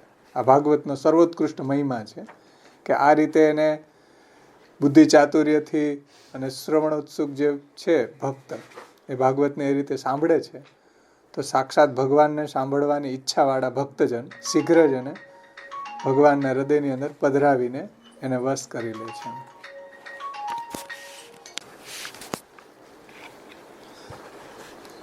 તો આ એની સર્વોત્કૃષ્ટતા બતાવી છે ભાગવતની. બાકી ઘણા બધા પ્રકારે આપણે ભૂમિકામાં જોઈએ, પ્રમાણથી, પ્રમેયથી, સાધનથી, ફલથી, બીજા બધા પુરાણો કરતા શ્રેષ્ઠતા, વેદ, ઉપનિષદ, એ બધા શાસ્ત્રોથી ભાગવતની શ્રેષ્ઠતા છે, કારણ કે ફલ છે, જે આગળના શ્લોકમાં આવશે, ગલિતમ ફલમ. પણ સર્વથી શ્રેષ્ઠ ઉત્કૃષ્ટતા ભાગવતની એ છે કે આને સાંભળનાર, જે રીતે મહાપ્રભુજી આગળ કીધું એ રીતે કૃતિભી ને શુશ્રુષુભી, એ રીતે સાંભળવાથી શીઘ્ર જ ભગવાન એના હૃદયમાં પધારી, અને પધારે છે એટલું જ નહીં, એને વશ કરી લે, હંમેશા બિરાજે છે એમ. ત્યાં ખાલી પધારે એક વખત આવીને હાવ કરીને વયા જાય એવું નહીં, પણ હંમેશા ત્યાં બિરાજે છે, એને વશ કરી લે છે એમ. અવરુદ્ધ થવું એટલે રોકાઈ જાય છે, ત્યાં વશ થઈ જાય છે ને હંમેશા બિરાજે છે. તો આવી ભાગવત શ્રવણની શ્રેષ્ઠતા અહીંયા બતાવી છે. એટલે ભાગવતના શ્રવણની ઈચ્છા થવી એને એ પણ શ્રી મહાપ્રભુજી એમ કહે છે કે બહુ મોટા ભાગ્યથી પ્રાપ્ત થાય છે. તો આ રીતે આપણે પ્રથમ શ્લોકનું અહીંયા તાત્પર્ય ગયા વખતે અવગાહન કર્યું હતું. થોડોક વાત ઉપર વિસ્તાર આપણે નહોતો થયો, આજે મેં પાછું જોયું એટલે મને એવું લાગ્યું કે આ રસના એંગલથી, રસશાસ્ત્રની જે વાત આવી હતી. હવે પુરુષોત્તમ સહસ્ત્ર નામનું આપણે અવગાહન કરશું. આમાં જે નામો આવી રહ્યા છે ને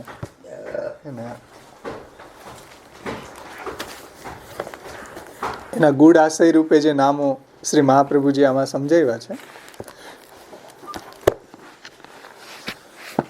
8 નામો પ્રથમ શ્લોકની અંદર આપણે જોયા હતા. 9મા નામથી લઈને કાલાત્મા, માયાવૃત, ભક્તોદ્ધાર પ્રયત્નાત્મા, જગત કરતા, જગન્મય, નામ લીલા પરહ અને વિષ્ણુ. 9, 10, 11, 12, 13, 14 ને 15 7 નામ આ શ્લોકના ગુડ આશય રૂપે શ્રી મહાપ્રભુજીએ સમજાવ્યા છે. તો એ શ્રી રઘુનાથજીએ કયા નામ, કયા સેન્ટેન્સ, બીજા શ્લોકના કયા સેન્ટેન્સનું કયું નામ આવે છે એ રઘુનાથજી આપણને સાથે સાથે સમજાવ્યું છે, આપણે એના શબ્દોમાં જ જોશું. તો એમાંનું જે પ્રથમ નામ છે આ બીજા શ્લોકનું 9મા નામથી શરૂ થાય છે, કાલાત્મા. કાલાત્માના 3 અર્થ શ્રી રઘુનાથજી કરે છે. કાલાત્મા એટલે કાલરૂપ જેનો આત્મા એટલે સ્વરૂપ જેનું છે એવા પ્રભુ છે. કાલરૂપ જેનો આત્મા એટલે કાલાત્મા. કાલરૂપ જેનો આત્મા એટલે કે જેનું સ્વરૂપ છે એવા પ્રભુ છે. બીજું, કાલ એટલે રુદ્ર, અને તે છે આત્મા, અહંકાર જેમનો. કાલ એટલે અહીં રુદ્ર, રુદ્ર છે અહંકાર રૂપ છે, એમાં અહીંયા કહ્યું છે. કાલ એટલે રુદ્ર, અને તે જેનો આત્મા છે એટલે એના અહંકાર રૂપ છે. જેમનો અહંકાર છે જેમનો, એવા કાલાત્મા ભગવાન છે. એટલે રુદ્ર જે છે એ અહંકાર રૂપ કીધા છે. ત્રીજો અર્થ કર્યો છે શ્રી રઘુનાથજીએ, કાલમાં ધર્મનો નાશ થાય તે સમયમાં. કાલ એટલે જે કાલમાં ધર્મનો નાશ થાય તે સમયમાં જેમનો આત્મા એને અવતાર છે એવા ભગવાન છે. મતલબ કે જ્યારે ધર્મનો નાશ થાય ત્યારે યદા યદા હિ ધર્મસ્ય ગ્લાનિર્ભવતિ ભારત અભ્યુત્થાનમ અધર્મસ્ય તદાત્માનમ સુજામ્યહમ પરિત્રાણાય સાધુનામ વિનાશાય ચ દુષ્કૃતામ ધર્મ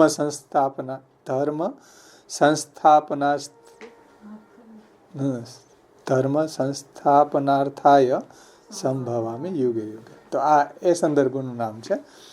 એટલે ધર્મ પ્રોજ્જિતો કૈતવ, એટલો જે સેન્ટેન્સ છે એના ગૂઢ આશયને આ નામ બતાવે છે.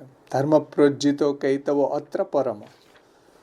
તો એટલા સંદર્ભોને એમાંથી આ ગૂઢ આશયને જણાવતું નામ છે. તો કાલમાં ધર્મનો નાશ થાય તે સમયમાં જેમનો, આત્માનો અર્થ કર્યો છે અવતાર છે જેમનો, આત્મા એની અવતાર. શ્રી રઘુનાથજી ટીકામાં વિસ્તારથી સમજાવે છે આ વાતને, કે પ્રભુનું સ્વરૂપ કાલ રૂપે પણ જોવામાં આવે છે.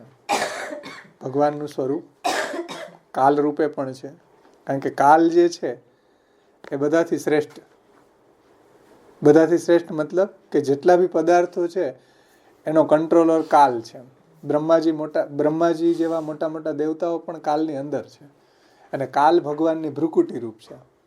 એટલે ભ્રુકુટી હું પેલા જોઉં, કાલ ભગવાનની ભ્રુકુટી રૂપ છે.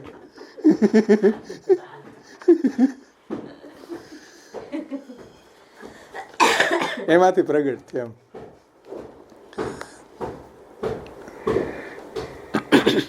પ્રભુનું સ્વરૂપ કાલ રૂપે પણ જોવામાં આવે છે.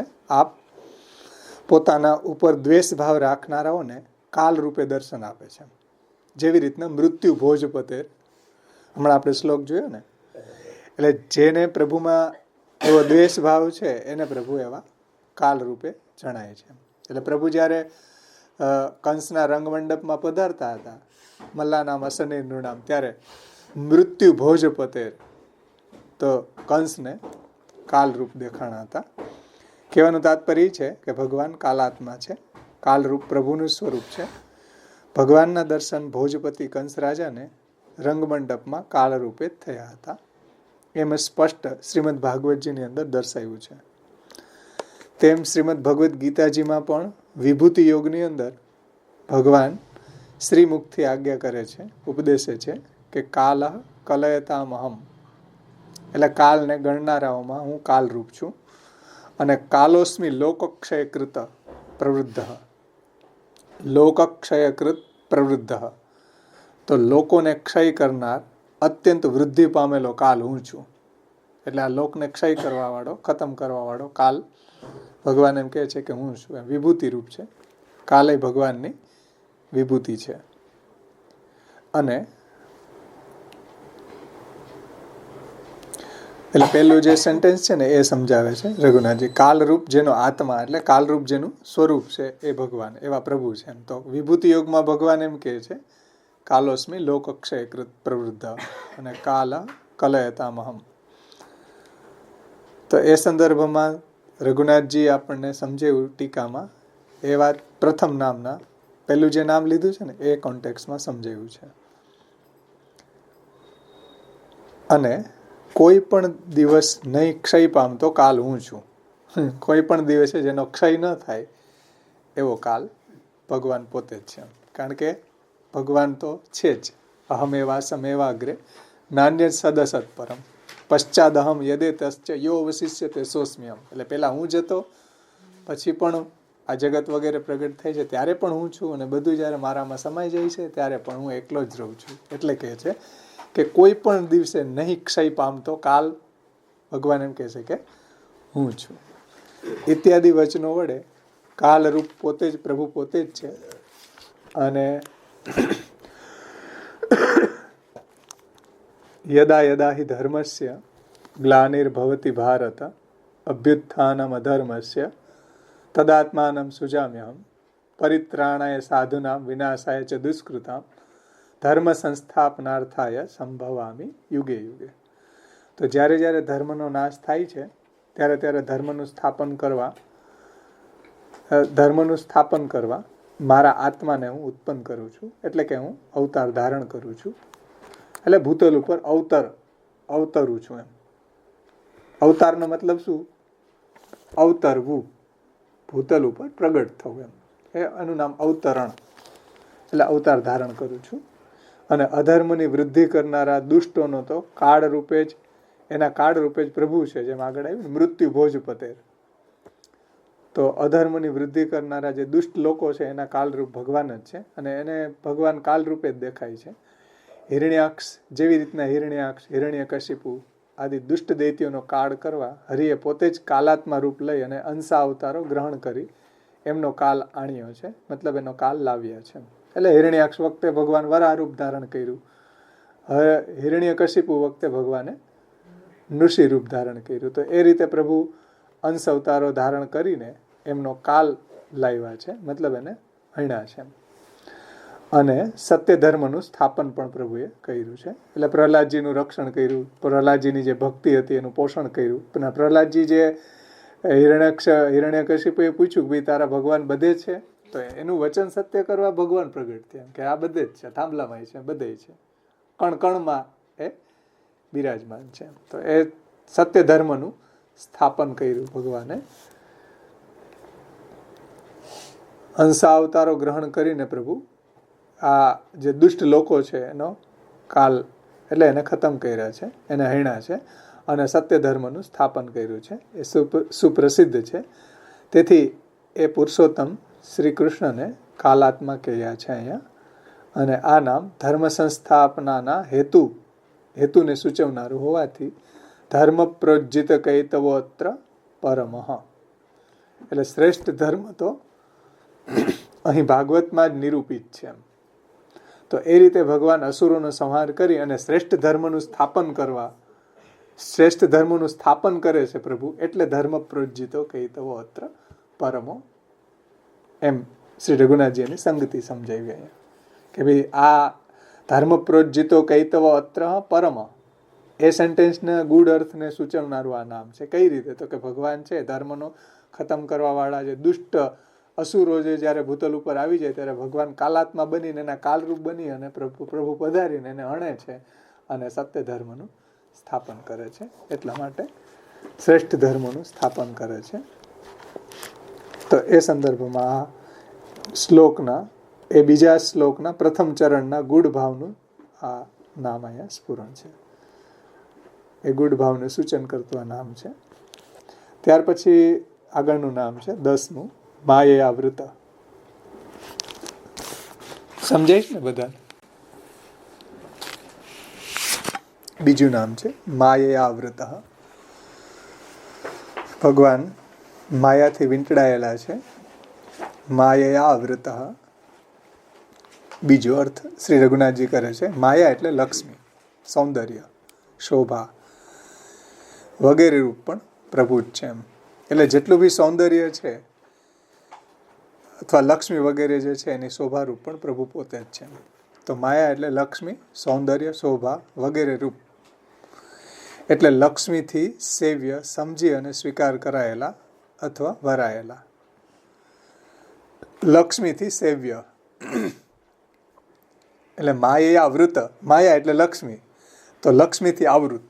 લક્ષ્મીથી આવૃત એટલે એનો મતલબ કે લક્ષ્મીથી સેવાયેલા એવા ભગવાન, અથવા લક્ષ્મીએ જેનું વર્ણન કર્યું છે લક્ષ્મીથી વરાયેલા, લક્ષ્મીથી સેવ્ય સમજી અને સ્વીકાર કરાયેલા, વરાયેલા એવા પ્રભુ છે. અને ત્રીજો અર્થ શ્રી રઘુનાથજી કરે છે કે માયા વડે નહીં સ્પર્શ પામતા. એટલે માયા વચ્ચે આવરણ રૂપ છે, એટલે કોઈ એનો સ્પર્શ કરી શકતું નથી.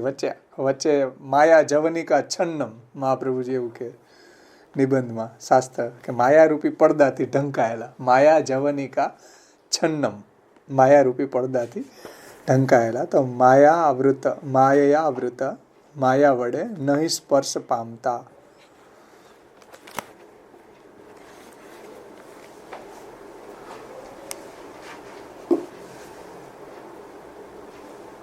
માયા જેનો સ્પર્શ નથી કરી શકતી, માયા વડે નહીં સ્પર્શ પામતા. માયા જેનો સ્પર્શ નથી કરી શકતી. હવે રઘુનાથજી હવે કયા સંદર્ભમાં સમજાવ્યું આપણે એના શબ્દોમાં સમજશું.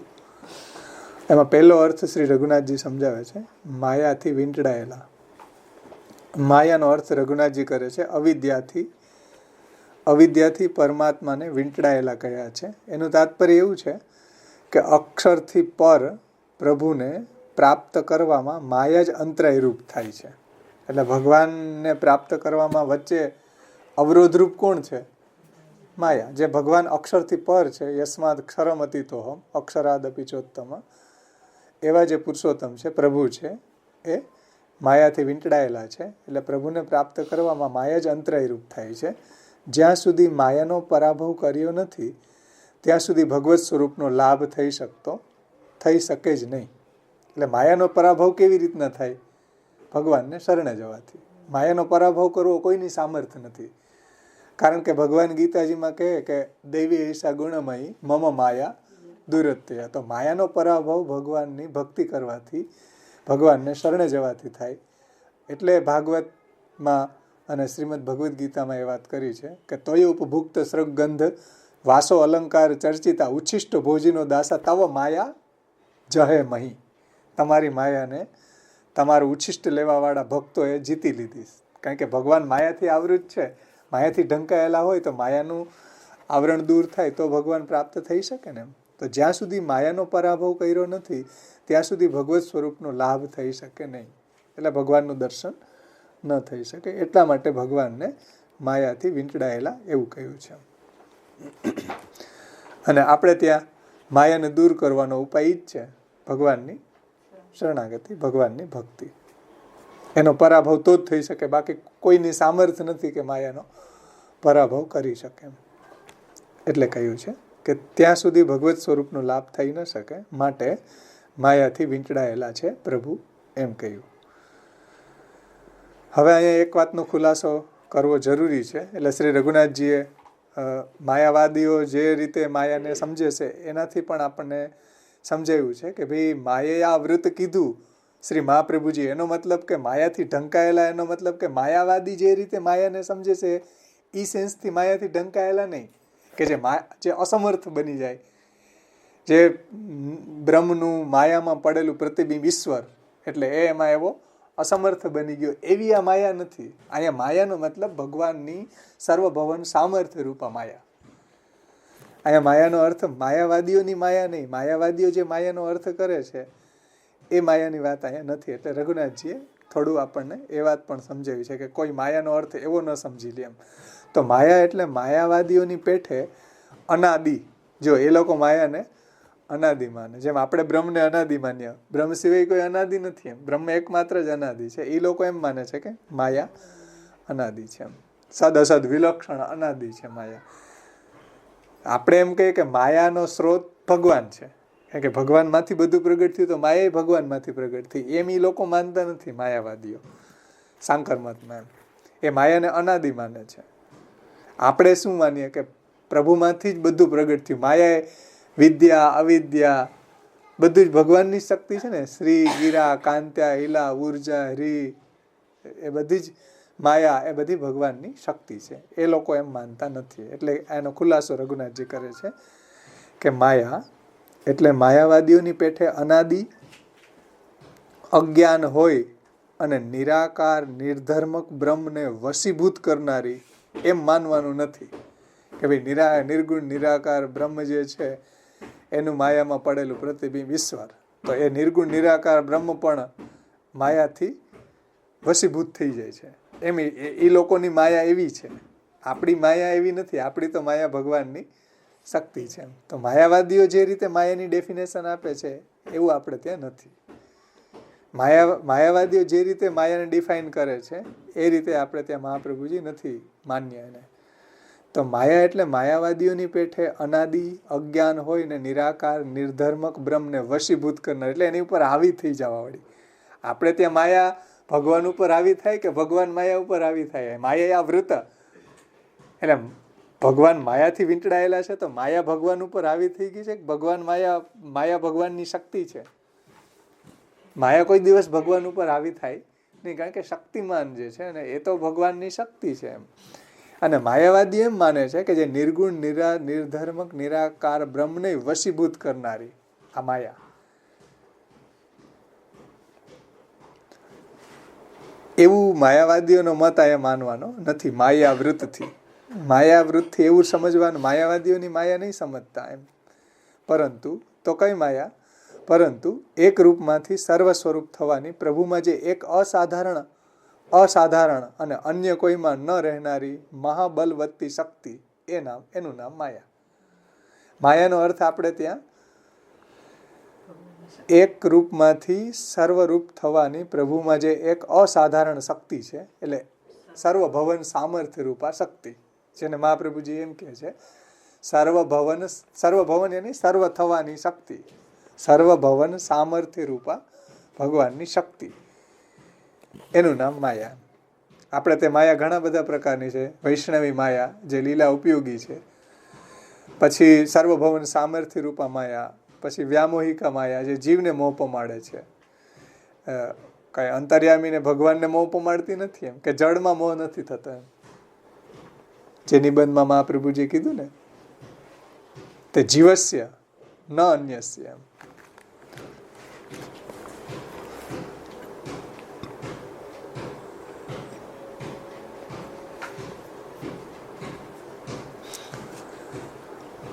તો માયાનો અર્થ શ્રી રઘુનાથજી કરે છે કે સર્વભવન સામર્થ્ય રૂપા પ્રભુની અસાધારણ શક્તિ, અન્ય કોઈની અસાધારણ, અન્ય કોઈની અંદર એવી શક્તિ નથી, એવી મહાબલવત્તી શક્તિ, એનું નામ માયા. અને એ માયા ભગવાનથી ભિન્ન નથી, ભગવાનની જ શક્તિ છે. શક્તિ અને શક્તિમાન બે એક, જેમ સૂર્ય અને એના કિરણો, તો એ રીતે ભગવાન અને ભગવાનની આ શક્તિ માયા એ અભિન્ન છે, ભગવાનથી ભિન્ન નથી.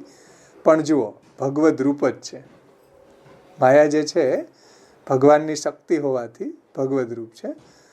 પૂર્ણ પુરુષોત્તમના દિવ્ય સ્વરૂપમાં માયા વનમાલા તરીકે બિરાજમાન થઈને આસુરી જીવોને મોહ ઉત્પન્ન કરે છે. અને પ્રભુના શ્રીકંઠમાં જે વનમાલા છે, ચરણ સુધીની વનમાલા છે, પ્રભુએ ધારણ કરી છે, એ પણ માયાનું સ્વરૂપ છે. અને આસુરી જીવો છે એને પ્રભુ આ રીતે મોહ પમાડી દે છે. અને જે વિમલ એટલે કે સરળ ભાવથી તે જ પ્રભુના ચરણ શરણે જાય છે. અને એ જ જે પ્રભુની વૈજયંતી માલા છે, વનમાળા છે, એ એવી છે કે જે સરળ સ્વભાવવાળા જે દૈવી જીવો છે એ તો ભગવાનના ચરણ કમળના શરણ જાય છે, એટલે ભગવાનના બંને ચરણારવિંદનો આશ્રય કરે છે. તેને તે માયા મોહ ઉપજાવનારી, તે માયા મોહ ઉપજાવનારી હોવા છતાં પણ કંઈ પણ કરતી નથી. આ માયા ભલે ખતરનાક હોય, ગમે એવી હોય, પણ ભગવાનને જે શરણે જાય છે એને એ માયા મોહ નથી પમાડતી. આસુરી જીવો છે એને માયા છે એ મોહ પમાડે છે. અને જે વિમલ એટલે નિર્મલ સ્વભાવથી, તે જ પ્રભુના એટલે નિશ્ચલ ભાવથી, છળ વગર નિરુપધિ ભાવથી ભગવાનના ચરણ કમળનો જે આશ્રય કરે છે, તેને એ મોહ ઉપજાવનારી હોવા છતાં પણ, બધાને મોહ ઉપજાવે છે છતાં પણ ભક્તોને, ભગવાનના શરણે આવેલાને એ કંઈ પણ મોહ ઉપજાવતી નથી. એમ એ જ આજ્ઞા ગીતાજીમાં ભગવાન શ્રી મુખે આજ્ઞા કરે છે કે દૈવી હૈષા ગુણમયી મમ માયા દુરત્યયા મામેવ યે પ્રપદ્યંતે માયા મેતામ તરંતિ તે. જે મારે શરણે આવી જાય છે તે જ માયાને તરી જાય છે. ભાગવતમાં એ રીતે કીધું, ત્વય ઉપભુક્ત સ્રગ ગંધ વાસો અલંકાર ચર્ચિતા ઉચ્છિષ્ટ ભોજીનો દાસા તવ માયા જયમય. કે જે આપણું ઉચ્છિષ્ટ સ્રગ ગંધ વાસ વસ્ત્ર અલંકાર અને આપણી જ ભક્તિ કરવાવાળા જે છે એ આપણી માયાને જીતી જાય છે. માયા મોહ કરનારી હોવાથી આગળ શ્રી રઘુનાથજી કહે છે કે માયા છે એ મોહ કરનારી હોવાથી કેટલાક અસુરોને પૂર્ણ નિર્ગુણ બ્રહ્મ શ્રીનાથજીના સ્વરૂપમાં અન્યથા કલ્પના થાય. એમાં શું આશ્ચર્ય? એટલે માયા જે છે એ અસુરોને મોહ પમાડે છે. એટલે ભગવાનની અંદર પણ એ લોકોને અન્યથા કલ્પના થાય. એમ જેમ શિશુપાલ હતો તો એને ભગવાનમાં કે આ ગોવાળિયો જ છે એમ જ લાગતું. સાવ જૈનમો ત્યાંથી જ ભગવાનને એ રીતે કહેતો. કારણ કે અસુરોને મોહ ઉપજાવે છે. પ્રાકૃતાનુર કૃતિર્વ્યાજ મોહિતાસુર માણસ. દુર્યોધન હતો તો દુર્યોધનને વિરાટનું એને સ્વભાવમાં એને પકડવા માટે ગયા તો વિરાટ દર્શન કર્યું એને એમ લાગ્યું કે જાદુગર છે મોટો. ભગવાન એને જાદુગર લાગે. શા માટે? ભગવાન સામે બિરાજે છે છતાં પણ ભગવાનના સ્વરૂપનું જ્ઞાન ન થાય અસુરોને. શા માટે? ભગવાનની માયા એને મોહ પમાડે છે. એટલે કીધું કે અસુરોને ભગવાનના સ્વરૂપની અંદર પણ અન્યથા કલ્પના થાય. એમ અન્યથા કલ્પના થાય એટલે જેવા છે એવા ન દેખાઈને અન્યથા એ લોકો કલ્પના કરે છે.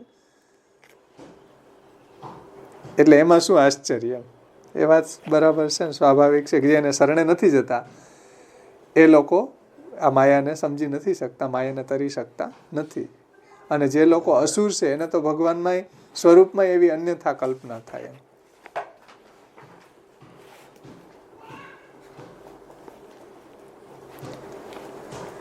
ગિરિરાજધારી બ્રજવિહારી શ્રી કૃષ્ણના શ્રી અંગમાં કંઠથી પાદ પર્યંત એટલે ચરણારવિંદ પર્યંત લંબાઈમાન સર્પાકારે બિરાજતી વનમાલા રૂપ એ મહામાયાથી આસુરી જીવોને મહામોહ થાય છે.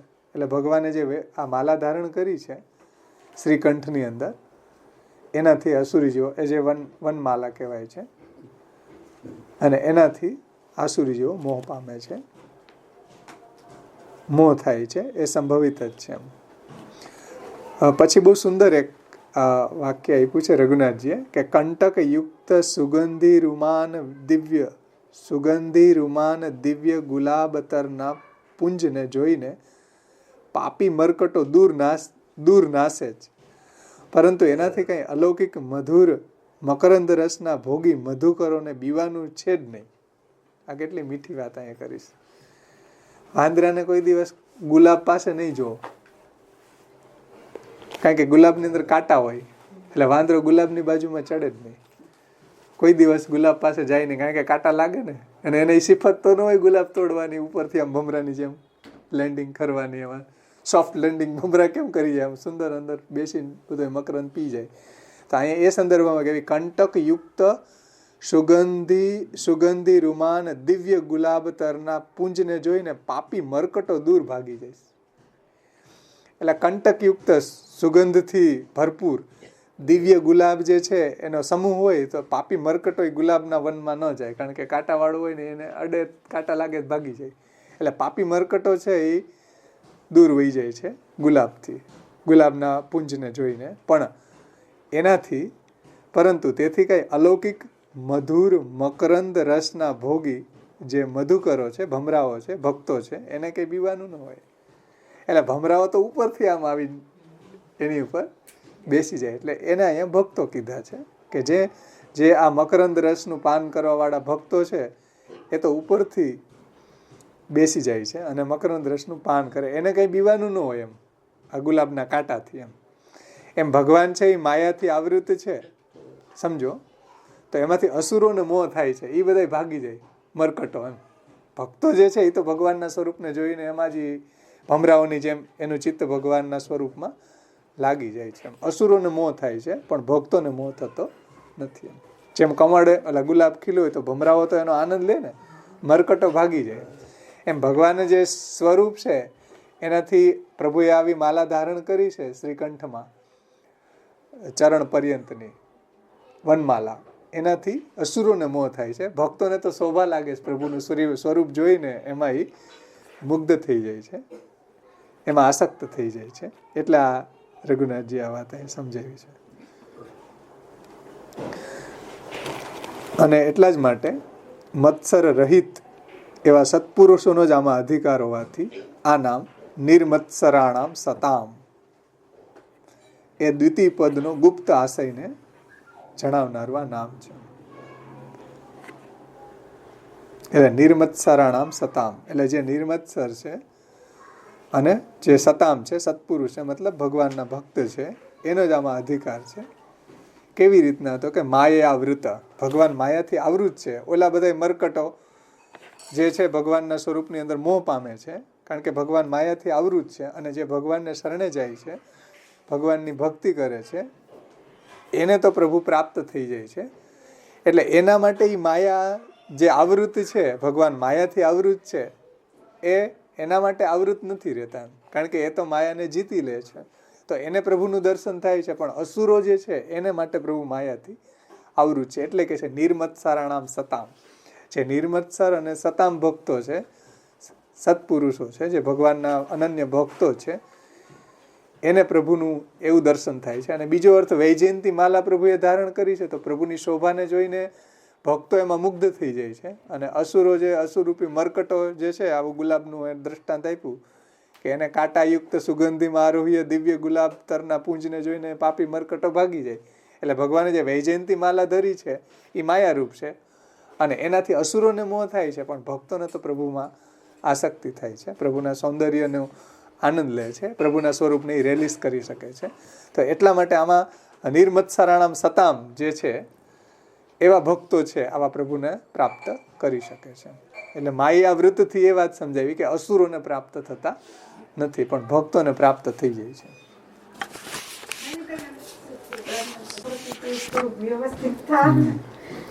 એટલે માયાથી વીંટળાયેલા છે અને માયા વડે નહીં સ્પર્શ પામતા. એમ એટલે માયા આવરણ રૂપ છે વચ્ચે, અને અસુરોને માયા જે છે મોહ પમાડે છે, એટલે ત્યાં સુધી પહોંચી નથી શકતા. અને બીજું, ભગવાન વૈજયંતી જે માલા વનમાલા ધારણ કરે છે એ પણ માયારૂપ છે, અને એને કારણે અસુરોને મોહ થાય છે, અને ભક્તો જે છે એમાં આસક્ત થાય છે. એમાં એ કીધું.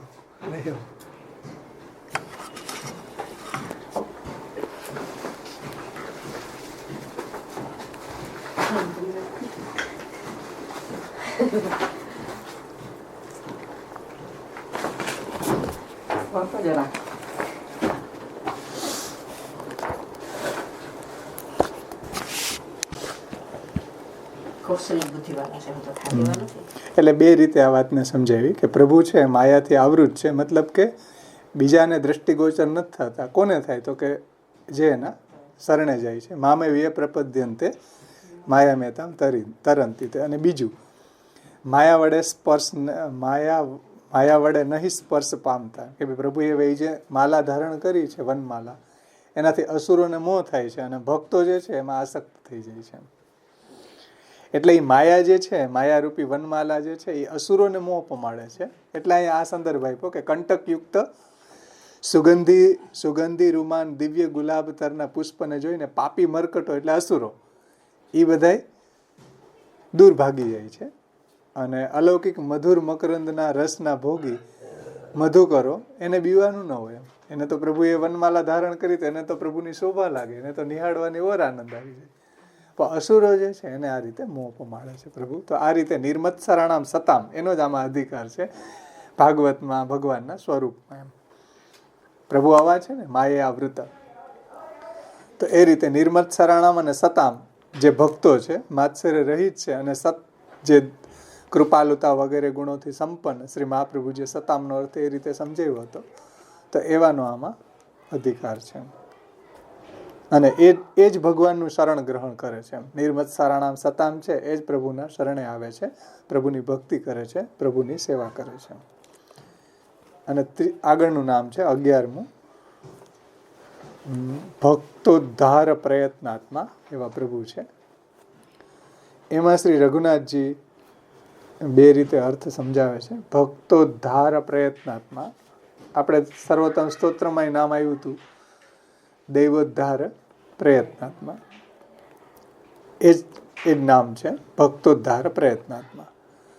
શ્રી રઘુનાથજી અર્થમાં સમજાવે છે, એનો અર્થ કરતા ભક્તોના આધિભૌતિક, આધ્યાત્મિક અને આધિદૈવિક એવા ત્રિવિધ તાપને દૂર કરવાના પ્રયત્નમાં જેમનો આત્મા એટલે કે અંતઃકરણ લાગેલું છે એવા પ્રભુ. એક અર્થ એ કર્યો. ભક્તોદ્ધાર પ્રયત્નાત્મામાં ભક્તોના જે દુઃખ છે પેલા તો એને દૂર કરવા પડશે ને. ઉદ્ધાર એને આસક્ત પોતાનામાં કરે, પેલા દુઃખી જ હશે તો પેલા એના દુઃખને ત્રિવિધતા આપને પ્રભુ દૂર કરે છે. એટલે એનું અનિષ્ટ નિવારણ બતાવ્યું છે. અને પછી બીજી રીતે અર્થ કરે છે, એમાં ઈષ્ટ પ્રાપકતા બતાવી કે ભક્તોને ઉદ્ધાર પામવા પ્રભુએ એવી અલૌકિક ભગવદ્ લીલામાં પ્રવેશ કરવાના સાધનરૂપ એવા પુરુષોત્તમ, કે એવું પ્રભુ સાધન બને, એટલે એવી પ્રભુ લીલા કરી કે એ લીલા દ્વારા ભક્તો પણ ભગવાનની પ્રાપ્તિ કરી શકે. તો ભક્તોને ઉદ્ધાર પામવા અલૌકિક ભગવદ્ લીલામાં પ્રવેશ કરવાના સાધનરૂપ એવા પુરુષોત્તમ, એટલે ભક્તોને ઉદ્ધાર પામવા માટે અલૌકિક ભગવદ્ લીલામાં પ્રવેશ કરવાના સાધનરૂપ એવા પ્રભુ છે, કે જેને કારણે ભક્ત છે એને એવી અલૌકિક ભગવદ્ લીલાની પ્રાપ્તિ થઈ શકે. એમાં પ્રભુ એને સાધનરૂપ બને છે. તો જો ઈષ્ટ પ્રાપકતાની વાત બતાવી, પેલાના ત્રિવિધ દુઃખને દૂર કરવાની વાત બતાવી છે. તો આ રીતે પ્રભુ છે એ ભક્તોનો ઉદ્ધાર કરવામાં હંમેશા પ્રયત્નાત્મા છે. શ્રી રઘુનાથજી બહુ સુંદર એનો અર્થ કરે છે ટીકામાં, કે ભક્તજનોના સાંસારિક ત્રિવિધ તાપને દૂર કરી અને ઉદ્ધાર કરનાર તો કેવળ પ્રભુ જ છે. અને વાર્તા પ્રસંગોમાં આવા પ્રસંગો આપણે ઘણા જોયા, કે સંસારમાં આસક્ત હતા, પછી એના કોઈ પુત્ર મરી જાય, કોઈના માતાનું મૃત્યુ થઈ જાય, પત્ની મરી જાય, તો એટલો બધો એ સંસારમાં આસક્તને કારણે કોણ રામદાસનો કોઈનો પ્રસંગ હતો, એનાથી રહેવાનું જ નહીં, ઘર છોડીને જ નીકળી જાય, એટલો જ આઘાત લાગી ગયો એને. પછી શ્રી મહાપ્રભુજીનો એને સંગ થયો, તો શ્રી મહાપ્રભુજીની કૃપાથી એને જ્યારે બ્રહ્મ સંબંધ થયું તો એના બધા ત્રિવિધ તાપ હતા એ દૂર થઈ ગયા. એવા ઘણા બધા પ્રસંગો આવે કે એની જે સંસાર આસક્તિ છે, એના આવા બધા તાપો છે, એને પ્રભુ દૂર કરે છે. તો ભક્તજનોના સાંસારિક ત્રિવિધ તાપોને દૂર કરીને ઉદ્ધાર કરનાર તો કેવલ પ્રભુ જ છે. એટલે એવા બધા જે સાંસારિક દુઃખો છે આપણને, એને પ્રભુ દૂર કરે છે. અને આપ એટલા માટે જ વારંવાર પ્રગટ થઈને ભૂતલ ઉપર બિરાજે છે. એટલે ભક્તોના આવા ત્રિવિધ તાપને દૂર કરવા માટે જ પ્રભુ ભક્તોનો પોતાનામાં નિરોધ કરવા માટે, એના દુઃખને દૂર કરીને પ્રપંચ વિસ્મૃતિપૂર્વક ભગવદ આસક્તિ સિદ્ધ થાય, એટલે પ્રભુ વારંવાર ભૂતલ ઉપર પ્રગટ થાય છે અને બિરાજે છે. કોઈ પણ, અને પાછા જુઓ, ભક્તોને કોઈ પણ સાધન વગર પોતાની પ્રાપ્તિ કરાવી દે છે. કોઈ પણ પ્રકારના સાધનોથી હીન દીન ભગવદીયનો ઉદ્ધાર એ જ આપના પ્રાકટ્યનો મુખ્ય હેતુ છે. મતલબ કે નિસાધન ભક્તોનો ઉદ્ધાર કરવા માટે ભગવાન ભૂતલ ઉપર પ્રગટ થાય છે. ત્યારે બધા રસ્તાઓ એવા ભગવત પ્રાપ્તિના કોલપ્સ થઈ જાય. દેશ કાલ, આપણે કૃષ્ણશ્રીમાં શ્રી મહાપ્રભુજીએ સમજાવ્યું ને, સર્વ માર્ગેશુ નષ્ટેશુ કલોચ ખલધર્મિણી પાખંડ પ્રચુરે લોકે કૃષ્ણ એવા ગતિર્મમ. તો જ્યાં આ રીતે જે સાવ નિસાધન ભક્તો છે, દીનહીન ભગવત ભક્તો છે, એનો ઉદ્ધાર એ જ આપના પ્રાગટ્યનો મુખ્ય હેતુ છે. એટલે દસમ સ્કંદની શરૂઆતમાં જ આવે, નિસાધન ફલાત્મા એમ પ્રાદુર્ભૂતોસ્તિ ગોકુલે. ગોકુલમાં ભગવાન નિસાધન જે ભક્તો હતા એના ઉદ્ધાર કરવા માટે, એના ફલ રૂપે નિસાધન ફલાત્મા એમ પ્રાદુર્ભૂતોસ્તિ ગોકુલે. અને આપણે એવા જ છીએ, શાસ્ત્રના કોઈ સાધનો કરવા માટે કેપેબલ નથી કોઈ વર્ણના ધર્મ પાડતું, નથી કોઈ આશ્રમના કોઈ સાધન કરવા માટે કેપેબલ રહ્યા જ નથી. અને કરે તો એ દેશ કાલ દ્રવ્ય વગેરે ધર્માચરણ કંઈ કરવા જાય તો જે આ યજ્ઞ આગાદિક વગેરે કરે, કોઈ બી ધર્મ કરે તો એમાં દેશાદી સટકની અશુદ્ધિ છે, એટલે અત્યારે કંઈ સિદ્ધ જ થવાનું નથી એમ. તો આવી પરિસ્થિતિમાં કૃષ્ણ એવા ગતિમાં બધી પરિસ્થિતિમાં એમ એટલે કહે છે શ્રી રઘુનાથજી કે આવા નિસાધન ભક્તો છે એનો ઉદ્ધાર કરવા માટે પ્રભુ પ્રગટ થાય છે. કેમ કે એવા ભક્તજનોનો તો આપના ચરણારવિંદ સિવાય બીજું કંઈ પણ શરણ છે જ નહીં. એટલે આવા જે ભક્તજનો છે નિસાધન, એને તો એકમાત્ર પ્રભુના ચરણ કમળનો જ આશ્રય છે. એટલે ભગવાનના જ શરણે આવેલા છે, બીજું એને કોઈનો આશ્રય નથી. ભગવાનનો જ એકમાત્ર એને આશ્રય છે. એટલે પ્રભુ સિવાય તેમનો કોણ ઉદ્ધાર કરી શકે? મતલબ એ ભગવાનને શરણે ગયા છે તો ભગવાન જ એનો ઉદ્ધાર કરે છે. એમ રઘુનાથજી કહે છે કે પ્રભુ સિવાય કોઈ એનો ઉદ્ધાર, એટલે કોઈ ધર્મ કે કોઈ દેશ કાલ દ્રવ્ય કરતા મંત્ર કર્મ, કોઈ યજ્ઞ, કોઈ તપ, હમણાં બતાવ્યો ને આચાર, બધા જે ધર્મો છે એનાથી એનો ઉદ્ધાર હવે થવાનો નથી. ભગવાન જ એ રીતે પધારીને એનો ઉદ્ધાર કરે તો જ શક્ય છે. કેમ કે એવા ભક્તજનોને આપના ચરણારવિંદ સિવાય કંઈ પણ કોઈ સાધનનું અવલંબન નથી. જુઓ, ભગવાનના ચરણનો જ આશ્રય છે. આપના ચરણારવિંદ સિવાય બીજું કંઈ પણ એને શરણ છે જ નહીં. શરણ યાની આશ્રય, ચરણ યાની બંને ભગવાનના ચરણ કમળ. તો ભગવાનના ચરણ કમળ સિવાય બીજું કંઈ પણ શરણ છે જ નહીં. મતલબ કે બીજા કોઈનો એને આશ્રય નથી, ભગવાનનો જ એકમાત્ર આશ્રય છે. એટલે પ્રભુ સિવાય તેમનો કોણ ઉદ્ધાર કરી શકે? ભગવાન જ એકમાત્ર એનો ઉદ્ધાર કરે છે. માટે દયાનિધિ પોતે એવા ભક્તો ઉપર અનુગ્રહ કરવા પ્રગટ થઈને એમને શરણ લે છે. તો એવા દયાના સાગર એવા ભગવાન ભક્તોની ઉપર કૃપા કરવા માટે ભૂતલ ઉપર પ્રગટ થઈને એમને શરણે લે છે. એમના અનંતકાલના વિયોગજનિત તાપને પ્રભુ દૂર કરે છે. એટલે ભગવાનને મળવાનો જે સહસ્ર પરિવત્સર મિત કાલ અજાત, તો એ જે હજારો વર્ષથી પ્રભુથી છૂટા પડ્યાનો જે તાપ છે એને પ્રભુને મળવાનો, એ તાપને પ્રભુ દૂર કરે છે પ્રગટ થઈને, ભૂતલ ઉપર પધારીને અવતાર ધારણ કરીને. આપના પ્રાગટ્યનો હેતુ ભક્તોનો ઉદ્ધાર કરવા સિવાય બીજો છે જ નહીં. આ ભગવાનના પ્રાગટ્યનું પ્રયોજન, એવો પ્રશ્ન પૂછશે ને સૌનક ઋષિઓ, ભગવાનના પ્રાગટ્યનું પ્રયોજન શું? સૂતને ખબર નહોતી એટલે પોતાનું અજ્ઞાનને ઢાંકવા માટે બીજો જવાબ આપે છે. મહાપ્રભુજી એને સમજાવે છે. એટલે ભગવાનના પ્રાગટ્યનું પ્રયોજન શું છે? ભક્તોનો ઉદ્ધાર. કુંતીજી પણ એની સ્તુતિમાં કહે છે ભક્તિ માર્ગ વિતાનાય યો ભક્તિ માર્ગ વિતાનાય મુનિ નામ અમલ આત્મનામ.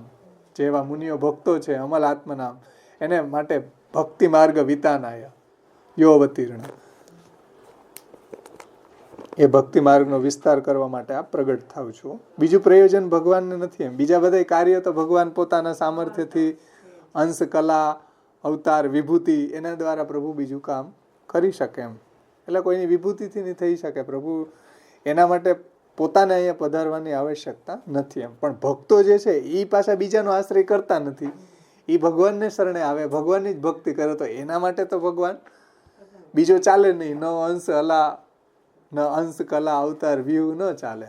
એટલે મહાપ્રભુજી કૃષ્ણાશ્રીમાં એવ શબ્દ મૂકે, કૃષ્ણ એવ. એવ શબ્દેન ટીકાકારો કહે છે કે કૃષ્ણ અતિરિક્ત જે બી અંશ, કલા, વ્યૂહ એને વ્યાવર્તન કરે છે, એને કેન્સલ કરે છે. એમ કે કૃષ્ણ જ ગતિ થાવો, કૃષ્ણના કોઈ અવતાર કે કોઈ અંશ, કલા, વ્યૂહ એ ગતિ ન થાવો, કૃષ્ણ જ ગતિ થાવો. તો જો કૃષ્ણને શરણે આવે તો એના ઉદ્ધાર માટે કૃષ્ણ પોતે જ એનો ઉદ્ધાર કરવા માટે પધારે છે. એટલે કહે છે. અને ભગવાન પણ જ્યાં જ્યાં જે ભગવાનના જે અસુરો જે છે ભગવાનની જ કામના કરતા હોય એને મારવા ભગવાન જ પધારે. પૌંડ્રક હતો તો પૌંડ્રક ભગવાનની જ ઈચ્છા કરતો હતો. ચતુર્ભુજ રૂપ ખોટું ડમી 2 હાથ લગાડી અને ભગવાનનું ચિંતન કરતો, અને ભગવાનને સંદેશો મોકલ્યો, ભાઈ તમારા શંખ, ચક્ર, ગદા, પદ્મ ખોટા છે, તમે ડમી લગાડી દીધા છે, હું સાચો વાસુદેવ છું, તમારા બધા હથિયારો જમા કરાવી જાઓ. તો એટલે બધા યાદો કે ભાઈ હવે આ મચ્છરીઓ છે, હવે એને અમે બધા જઈને પૂરો કરીએ, તમારે પરિશ્રમ લેવાની શું જરૂર? તો કે નહીં, એને મને યાદ કર્યો ને એટલે મારે હું જ કહીશ. તો આવા અસુરોને હણવા પણ, એટલે એનું પ્રયોજન ત્યાં નથી. આ તો ખાલી વાત છે ફોર એક્ઝામ્પલ. એટલે ભક્તો જે છે એવા અસુરોને મારવા માટે ભગવાનને કંઈ પધારે નહીં. એટલે એવા અસુરોને મારવા માટે પધારવાની આવશ્યકતા નથી એમ. અને પ્રભુ પધાર્યા છે તો પછી આવ્યા છે હવે ગ્રાઉન્ડમાં તો ચોખ્ખો અને છક્કો મારી જાય ભેગા ભેગા. એટલે એવા અસુરોનો અને બીજા બધા જે છે સાઈડના ભગવાનની લીલાઓ એટલે ધર્મ સંસ્થાપન અસુર સંહાર વગેરે પણ થતું જાય એમ. જેમ સૂર્ય ઉગે તો અંધકાર એની મેળે દૂર થઈ જાય છે, તો જે બીજા અવાંતર કાર્યો છે એ પણ સાથે સાથે પ્રભુ કરે છે એમ. પણ ભગવાનનું અવતારનું મુખ્ય પ્રયોજન છે ભક્તો માર્ગ વિતાનાય, ભક્તોનો ઉદ્ધાર, ભક્તિનો વિસ્તાર, ભક્તિ માર્ગનો વિસ્તાર. એટલે શ્રી રઘુનાથજી કહે છે કે ભક્તોનો ઉદ્ધાર કરવો એ જ આપના પ્રાકટ્યનો હેતુ છે, પ્રયોજન છે, બીજું કોઈ નહીં. જેથી ભક્તોએ એ જ જાણવા યોગ્ય, એ જ આરાધન કરવા યોગ્ય છે. એટલા માટે ભક્તોએ એ જ એટલે પ્રભુના સ્વરૂપનું જ્ઞાન પ્રાપ્ત કરવું જોઈએ, એ જ જાણવા યોગ્ય છે અને ભગવાન જ સેવન કરવા યોગ્ય છે, આરાધન કરવા યોગ્ય છે, એની સેવન કરવા યોગ્ય ભગવાન જ છે. એટલે જાણવા યોગ્ય ભગવાન છે અને આરાધન કરવા સેવની પણ ભગવાન જ છે, કારણ કે એના માટે જ ભગવાન ભૂતલ ઉપર પધારે છે. આ નામ વૈદ્યમ વાસ્તવમત્ર વસ્તુ એ દ્વિતીય શ્લોકના બીજા ચરણના પૂર્વ પદનો ગુપ્ત હેતુને ઘટાવે છે. મતલબ કે વૈદ્યમ વાસ્તવમત્ર વસ્તુ, તો વૈદ્યમ યાની જાણવા યોગ્ય, વાસ્તવિક વસ્તુ યાની તત્વ ભગવાન જ છે. કારણ કે ભગવાન જ ભક્તોદ્ધાર પ્રયત્નાત્મા. જો ભક્તોદ્ધાર પ્રયત્નાત્મા હોય તો જાણવા યોગ્ય વસ્તુ, વાસ્તવિક સ્વરૂપ જાણવા યોગ્ય અને સેવનીય સ્વરૂપ ભગવાન જ છે, બીજું કોઈ નહીં. કારણ કે ભગવાન ભક્તોના ઉદ્ધાર માટે ભૂતલ ઉપર પધારે છે. અને એટલું જ નહીં, પોતે પધારી જાય તો પાછા ભાગવતને પ્રગટ કરે, પોતાના નામ, રૂપ, ગુણ, લીલા ચરિત્રનું વર્ણન કરતું પાછું ભગવાનનું નામાત્મક સ્વરૂપ ભૂતલ ઉપર પ્રગટ થઈ જાય. એટલે અવતાર દશાથી ભગવાન આ રીતે ઉદ્ધાર કરી દે અને અનવતાર દશામાં પોતાના નામાત્મક સ્વરૂપ ભાગવતથી ઉદ્ધાર કરે છે. એટલા માટે જાણવા યોગ્ય તો એકમાત્ર ભગવાન જ છે. કારણ કે ભક્તોને જાણવા અને આરાધન, અહીં કીધું ને રઘુનાથજીએ, જાણવા યોગ્ય અને આરાધન કરવા યોગ્ય એટલે સેવની, સેવા કરવા યોગ્ય તો એકમાત્ર ભગવાન જ છે. એટલા માટે વૈદ્યમ જાણવા યોગ્ય, વાસ્તવમત્ર વાસ્તવિક સ્વરૂપ અહીં ભાગવતમાં જ વાસ્તવિક વસ્તુ એની તત્વ ભગવાન જ છે, બીજું કોઈ નહીં એમ. એટલે જાણવા યોગ્ય ભગવાન જ છે. અને ભગવાનનું જ્ઞાન થઈ જાય તો બધું જ્ઞાન થઈ જાય. એકમ વિદમ સર્વવિદમ ભવતી. એકને જાણી લેવાથી બધું જણાઈ ગયેલું થઈ જાય. એકને સાંભળી લેવાથી બધું સંભળાઈ ગયેલું થઈ જાય. એકને જોઈ લેવાથી બધું જોઈ ગયેલું થઈ જાય એમ. તો એકમ વિદમ સર્વવિદમ ભવતી. પેલા શ્વેત કેતુને પૂછ્યું કે ભાઈ તું આટલું બધું ભણ્યો તો એવું કઈ ભણ્યો કે એકને જાણવાથી બધું જણાઈ જાય? તો કે ના, એવું તો કઈ ભણ્યો નથી. પછી એને ઉદાલક છે એ બધી શિક્ષા આપે કે એકને જાણવાથી કઈ રીતે એતદ આત્મવિદમ સર્વમ તત્ સત્યમ સા આત્મા તત્વમસી શ્વેત કેતો, આખો એને મહાવાક્ય સમજાવે છે. એટલું બધું ભણ્યો પણ એકને જાણવાથી બધું જણાઈ જાય છે એવું તો કાંઈ હું ભણ્યો નથી. એકને સાંભળવાથી બધું સંભળાઈ ગયેલું થઈ જાય છે. તો એવું વૈદ્યમ વાસ્તવમત્ર વસ્તુ, એવી જે વાસ્તવિક વસ્તુ જે છે, વાસ્તવિક તત્વ છે, એ ભગવાનનું સ્વરૂપ છે અને એનું વર્ણન ભાગવતમાં થયું છે. એટલા માટે ભક્તોદ્ધાર પ્રયત્નાત્મા, તો ભક્તોનો ઉદ્ધાર કરવા માટે ભગવાન પોતે ભૂતલ ઉપર પધારે છે. એટલે જાણવા યોગ્ય અને સેવની એવા પ્રભુ જ છે. એટલે અહીંયા આ સેન્ટેન્સ વૈદ્યમ વાસ્તવમત્ર વસ્તુ, તો જાણવા યોગ્ય પ્રભુ જ છે.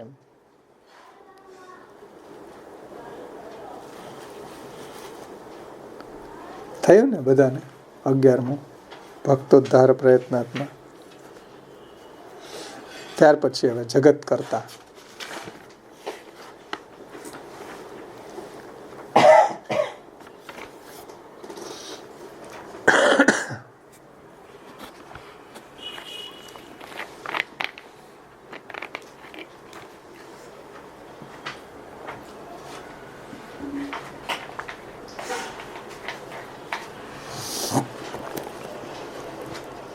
12મું નામ છે જગત કરતા.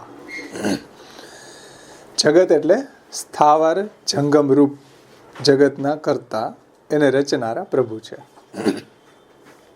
જુઓ, સ્થાવર યાની જળ, જંગમ યાની ચેતન. તો જળ અને ચેતન રૂપ સ્થાવર અને જંગમ રૂપ જગતના કરતા એના રચનારા પ્રભુ છે. જગત કરતા પ્રભુએ પોતાના શ્રીઅંગમાંથી જ આ જગતને પ્રગટ કર્યું છે. કારણ કે પ્રભુ સચ્ચિદાનંદ છે.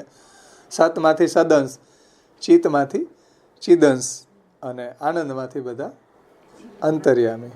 તો એ રીતે સચ્ચિદ અને આનંદ, જળ જીવ અને ચેતન, જળ જીવ અને અંતર્યામી, એ રીતે ભગવાનમાંથી જ બધું પ્રગટ થયું છે. એટલે શ્રી રઘુનાથજી કહે છે કે પ્રભુ પોતાના શ્રીઅંગમાંથી જગતને પ્રગટ કર્યું છે. જેમ ઘટમાં કુંભારનું પ્રત્યક્ષ કરતાપણું છે તેમ.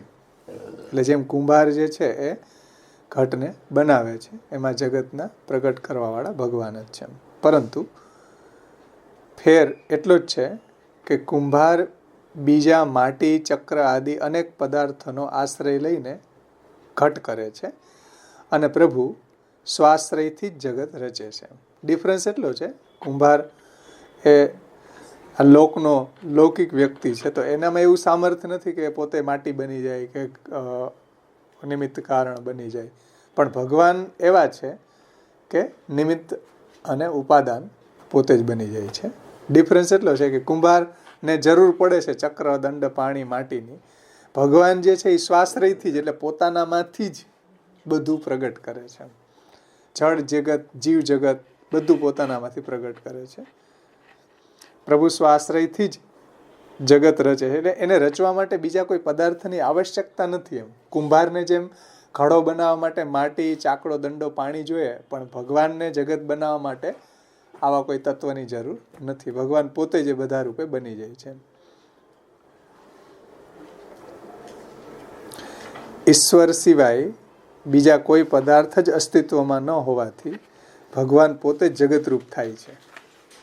સમજો, ઈશ્વર સિવાય બીજા કોઈ પદાર્થ જ અસ્તિત્વમાં નથી. એમ કારણ કે અહમ એવા સમેવાગ્રે, ઈશ્વર જ છે પહેલા, બીજા કોઈ પદાર્થ જ નથી. તો બીજા કોઈ પદાર્થ અસ્તિત્વમાં ન હોવાથી ભગવાન પોતે જગતરૂપ થાય છે. કુંભારને ઘડો બનાવવા માટે ચાકડો, દંડો, પાણી, માટી બધું જોઈએ. ભગવાન પાસે બીજો કોઈ પદાર્થ જ નથી, ભગવાન જ છે. તો જગતને કેવી રીતના રચે? તો ભગવાન જ પોતે જગત રૂપે થઈ ગયા. આમાં ટેક્સમાં થોડુંક એક વિષયને કોમ્પ્લિકેટેડ હતો, એટલે આમાં નથી આપ્યો, આમાં અનુવાદ કરતા એ નથી આપ્યો, પણ આમાં ટેક્સમાં આપ્યો છે. ટેક્સમાં એમ આપ્યું છે કે ઘટપટાદી સ્વપી સાક્ષાત કરતા કુલાલાદિવત નતું નૈયાયિકાદિવત. એટલે નૈયાયિકો જે રીતે આ જગતની ઉત્પત્તિ માને છે એ રીતે નથી, પણ કુલાલાદિવત એટલે સાક્ષાત ભગવાન જગતને રચે છે, એમાં ભગવાનનો સાક્ષાત ઇન્વોલ્વમેન્ટ છે. નૈયાયિકો એમ માને છે કે નતું નૈયાયિકાદિવત, એમ કીધું અહીંયા રઘુનાથજીએ. એટલે નૈયાયિકો શું માને છે, જે આપણે સિદ્ધાંત મુક્તાવલીમાં જોયું કે માયિકમ સગુણમ કાર્યમ.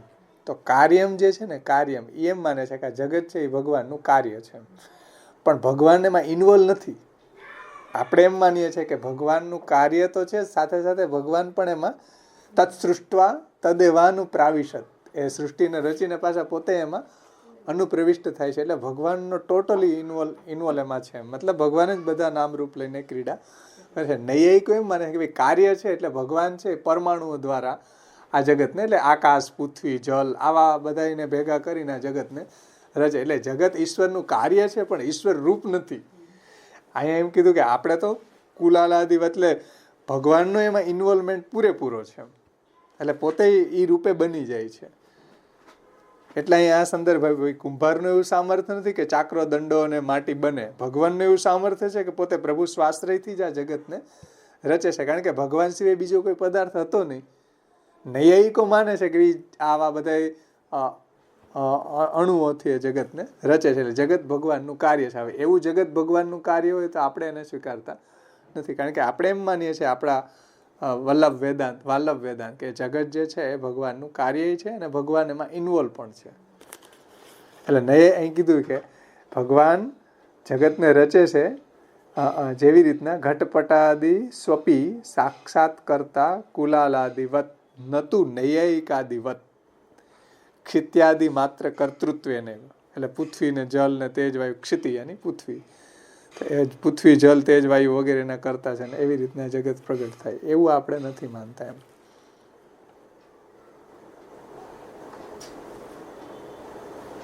એવી એમ માને છે કે જગત અલગ છે, ઈશ્વર અલગ છે, અને અણુ પરમાણુ અણુઓથી આ ભગવાન જગતને રચે છે, સાક્ષાત કરતા ભગવાન નથી. એટલે અહીં કીધું નતું નૈયાયિકાદિવત. આપણે એમ માનીએ છીએ કે આ જગતના સાક્ષાત કરતા ભગવાન છે ને ભગવાન પોતાના શ્રીઅંગમાંથી જ આ જગતને પ્રગટ કરે, પોતે સચ્ચિદાનંદ રૂપ છે તો એમાંથી જ આ પ્રગટ થાય છે. એટલે એ સેન્ટેન્સ અહીંયા એ રીતે આપ્યો છે જો કે પ્રભુ સ્વાશ્રયથી જ જગતને રચે છે, ઈશ્વર સિવાય બીજો કોઈ પદાર્થ જ અસ્તિત્વમાં ન હોવાથી ભગવાન પોતે જ જગતરૂપ થાય છે. એટલે જે બીજા બધા લોકોની માન્યતા અલગ અલગ છે ને, માયિકમ, માયાથી આ રચે જગત માયિક છે, પછી સગુણમ, આ જગત ગુણોનું કાર્ય છે, સાંખ્યવાળા એમ કે આ ગુણોનું કાર્ય છે, માયિકમ સગુણમ કાર્યમ, નૈયાયિકો એમ કે છે કે આ જગત છે આવા અણુ પરમાણુઓથી ભગવાન આ રીતે પૃથ્વી જલ તેજ વાયુને આ બધાથી ને જગત રચે એટલે જગત ભગવાનનું કાર્ય છે એમ નૈયાયિકો માને. માયિકમ સગુણમ કાર્યમ સ્વતંત્ર, મીમાંસકો એમ કે છે કે આ સ્વતંત્ર આદિ અનાદિકાળથી આ રીતે સ્વતંત્ર. મીમાંસકોનો મત એવો છે, આપણો મત એવો નથી. માયિકમ સગુણમ કાર્યમ સ્વતંત્ર ચેતી નહીં કથા તદેવે તત્ પ્રકારેણ ભવતી શ્રુતેર્મત. બ્રહ્મ જ પોતાનામાંથી આ જગતને રચે છે, પોતે જ આ જગત રૂપે થાય છે એવો શ્રુતિઓનો મત છે. એટલે બીજા બધા મતોનું એ ખંડન કર્યું છે. આમાં તો એક નૈયાયિકાદ નતું નૈયાયિકાદી વાત એટલું રઘુનાથજીએ કીધું છે, પણ બધાયનું અહીંયા ખંડન કરી દીધું છે શ્રી રઘુનાથજીએ કે ઈશ્વર સિવાય બીજો કોઈ પદાર્થ જ અસ્તિત્વમાં ન હોવાથી ભગવાન પોતે જ જગત રૂપે થઈ જાય છે. જેમ એક દ્રષ્ટાંત આપે છે કે જેવી રીતના માટીમાંથી અનેક વાસણો નીપજે છે એટલે બને છે અને તે સર્વમાં માટી પોતાના મૂળ રૂપમાં જ ભાસે છે. અને માટી જે છે એના ઉપાદાન કારણ રૂપે રહે જ છે. વાસણોની અંદર પણ માટી ઉપાદાન કારણ રૂપે જે કાર્યની અંદર અનુસ્યુત રહે છે. જેમ સોનાના સેંકડો આભૂષણોમાં સોનું નજરે તરી આવે છે, તેમ આ અખિલ જગત ભગવત સ્વરૂપ હોવાથી જ્ઞાનીઓને જગતના અનેક પદાર્થોમાં ભગવાન જ દ્રષ્ટિગોચર થાય છે. કારણ કે ભગવાન જ બધા રૂપે બેયના છે, અર્થાત સર્વમાં ભગવાનના જ દર્શન થાય છે જ્ઞાનીઓને. અને એ વાતને સમર્થન કરતા શ્રુતિઓના અહીંયા કોટેશન આપે છે. સવૈ સર્વમિદમ જગત, આ સર્વ દ્રશ્યમાન જગત પરમાત્મા જ છે, ભગવાન પોતે જ છે.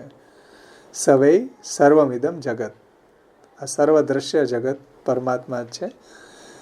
સર્વમ ખલુ ઇદમ બ્રહ્મ, આ સર્વ સ્થાવર જંગમાત્મક કેવળ બ્રહ્મ જ છે. જન્માદ્યસ્ય યતઃ શાસ્ત્ર યોનિત્વાત, આ બ્રહ્મસૂત્ર છે. એમાં એમ કહ્યું છે કે આ જગતની ઉત્પત્તિ સ્થિતિ અને લય પ્રભુથી જ થાય છે. જન્મ આદસ્ય એટલે જન્મ આદિ. તો જગતના ઉત્પત્તિ સ્થિતિ અને લય પ્રભુથી જ થાય છે. ઋષય પીતરો દેવા મહાભૂતાની ધાતવ જંગમ અજંગમશ્ચેદમ જગન નારાયણોદ્ભવમ. એક ભ નથી, નારાયણોદ્ભવમ એવો શબ્દ છે. નારાયણોદ્ભવમ અડધો થઈ જાય ને, ભ આખો છે, ભેગો જ છે. હા ભેગો છે ને, નારાયણોદ્ભવમ, દ ને ભ ભેગો છે, દ અડધો છે, ભ આખો. એટલે ઋષિઓ, પિતૃઓ, દેવો, મહાભૂતો, ધાતુઓ વગેરે સ્થાવર જંગમ આ જગત એટલે જળ ચેતન જે કંઈ બી છે નારાયણથી પ્રગટ થયું છે.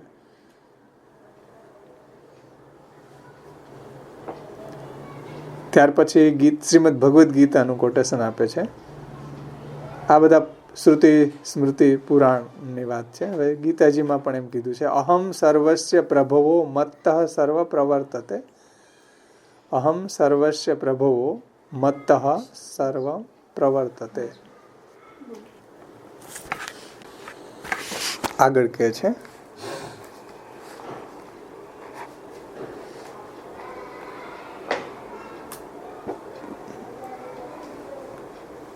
જો આ બધા શ્રુતિઓના સર્વમિદમ જગત, સર્વમ ખલુ ઇદમ બ્રહ્મ, આ એ શ્રુતિઓ છે. પછી આ અણુભાષ્ય જન્માદ્યસ્ય યતઃ શાસ્ત્ર યોનિત્વાત.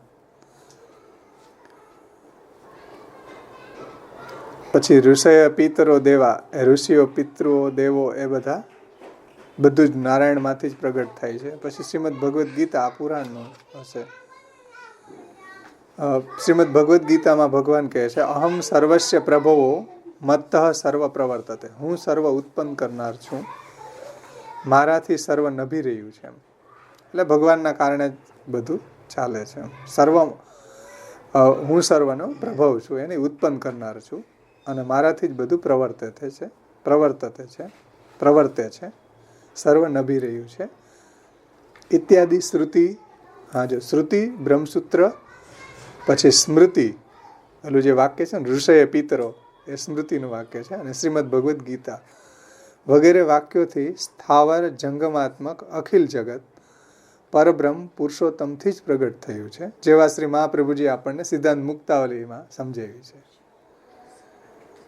એમ સિદ્ધ થાય છે કે બધું ભગવાનમાંથી, પુરુષોત્તમ પરબ્રહ્મમાંથી જ પ્રગટ થયું છે. એટલા માટે જગત કરતા પ્રભુને કહ્યા છે. આ નામ કર્તૃત્વ પ્રતિપાદક હોવાથી નિજ ભક્તોની સર્વ ઈચ્છાને પૂર્ણ કરનાર છે. રઘુનાથજી કેવી રીતના જોડ્યું છે આ નામ ભગવાને પ્રગટ કર્યું ને પોતાનામાંથી, એટલે કર્તૃત્વ પ્રતિપાદક હોવાથી ભગવાનનું આમાં કર્તૃત્વ પ્રગટ થાય છે. કર્તૃત્વ પ્રતિપાદક હોવાથી નિજ ભક્તોની સર્વ ઈચ્છાઓ પૂર્ણ કરનાર છે પ્રભુ. એમ કારણ કે જગત રચે, જો જગત બનાવે તો પછી એમાં ભક્ત પ્રગટ થાય અને ભક્તોની ઈચ્છા પૂર્ણ થાય. એમ એટલા માટે ભગવાન છે આ રીતે નિજ ભક્તોની સર્વ ઈચ્છાને પૂર્ણ કરવા વાળા છે, કલ્યાણ કરનારા છે, એવો પણ આશય જણાય છે. તેથી આ નામ શિવદમ. શિવદમ એટલે પ્રભુ કલ્યાણ કરવા વાળા છે. તો આની સાથે એને કઈ રીતે જોડ્યું? જગત કરતા. તો ભગવાન પોતાનામાંથી જ આ જગતને રચે છે, જગત પોતાનામાંથી જ પ્રગટ કરે છે, અને પોતાનામાંથી પ્રગટ કરે છે તો જગત બનાવે તો ભક્તો પ્રગટ થાય અને ભગવાનનું ભજન કરી શકે. તો એમાં ભગવાનનું કર્તૃત્વ છે. તો કર્તૃત્વ પ્રતિપાદન હોવાથી નિજ ભક્તોની બધી ઈચ્છાઓને પણ ભગવાન પૂર્ણ કરે છે. તો એ ભગવાનનું કર્તૃત્વ છે. એટલે કલ્યાણ કરનારા છે ભગવાન, નિજ ભક્તોનું કલ્યાણ કરવા વાળા છે. આ પ્રથમ શ્લોકમાં આ વાત અર્થસ્વ ભિજ્ઞમાં જે વાત આવી હતી ને કે ભાઈ પુરુષાર્થોને પૂર્ણ કરે છે. પૂર્ણ ક્યારે થાય પુરુષાર્થો? તો કે જગત પ્રગટ થાય. જન્માદ્યસ્ય યતો અન્વયાદ ઇતરતશ્ચ. તો જગત પ્રગટ થાય તો એના પુરુષાર્થો સિદ્ધ થાય. એમ ભક્તોને જે છે ભક્તિ ક્યારે સિદ્ધ થાય? જગત પ્રગટ થાય તો. એટલે જગત કરતા, જગત પ્રગટ કરીને ભક્તોને પણ ઈચ્છાને પૂર્ણ કરે છે. એ રીતે ભક્તોનું કલ્યાણ કરવા વાળા છે. એટલે શિવદમ. એ રીતે આ નામને જોડ્યું છે રઘુનાથજી, શિવદમ, જગત કરતા. જગત કરતામાં આપણને ખબર જ ન પડે શિવદમ કેમ કલ્યાણ કરનારા છે. જગત કરતાને શિવદમને કેમ બેસાડવું? એટલે દ્વિતીય શ્લોકના બીજા ચરણના ઉત્તમ પદનો ગૂઢ અર્થ આ ભાવ છે. શિવદમ કલ્યાણકારી. તો આ રીતે અહીંયા આપણું કાલાત્મા, માયાવૃત, ભક્તોદ્ધાર પ્રયત્નાત્મા અને જગત કરતા, એ 4 નામ આપણા થયા. હવે 4 જગન્મય, નામલીલા પર અને વિષ્ણુ, એ 3 નામ છે. હવે 3 નામ આપણે આવતા વખતે લેશું, કારણ કે વ્યાસાત્મા નામ છે આગળના શ્લોકનું નામ છે. એટલે 7 નામ આમાં છે.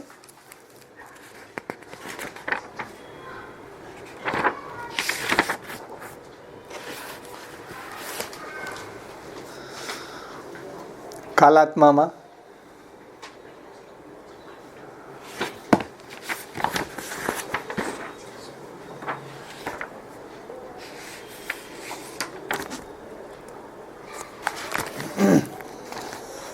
ત્યાર પછી જે નામ આવશે આપણું જગન્મય. તો જગન્મય નામ જે છે એ તાપત્રયોન્મૂલનમ, એ સંદર્ભના ગૂઢ અર્થને સમજાવે છે. અને નામ લીલા પરહ એવા પ્રભુ છે. તો નામ લીલા પરહ ને અહીંયા શ્રીમદ ભાગવતે મહામુનિ કૃતે કિમ વા પરે હે એ સેન્ટેન્સને સમજાવે છે. અને વિષ્ણુ જે છે નામ પ્રભુનું, એ ઈશ્વર સદ્યો હૃદય વિરુદ્ધતે અત્ર કૃતિભિ શુશ્રુષુભિ તત્ક્ષણાત, એ સંદર્ભના ગૂઢાશયને એટલે શ્લોકના આ સંદર્ભના ગૂઢાશયને જણાવવા વાળું છે. તો એ આપણે 3 નામ આવતે વખતે જોશું. 4 નામનું ઉદાહરણ કર્યું. અને આવતે વખતે તમે બધા પણ તમે જે સમજ્યા છો એનું થોડું સેન્ટ્રલ મેસેજ લખવાનો ચાતુર્ય પ્રગટ કરજો. કૃતિભિ શુશ્રુષુભિ. તો આશ્રયનું પદ બોલે સમાપન કર્યું.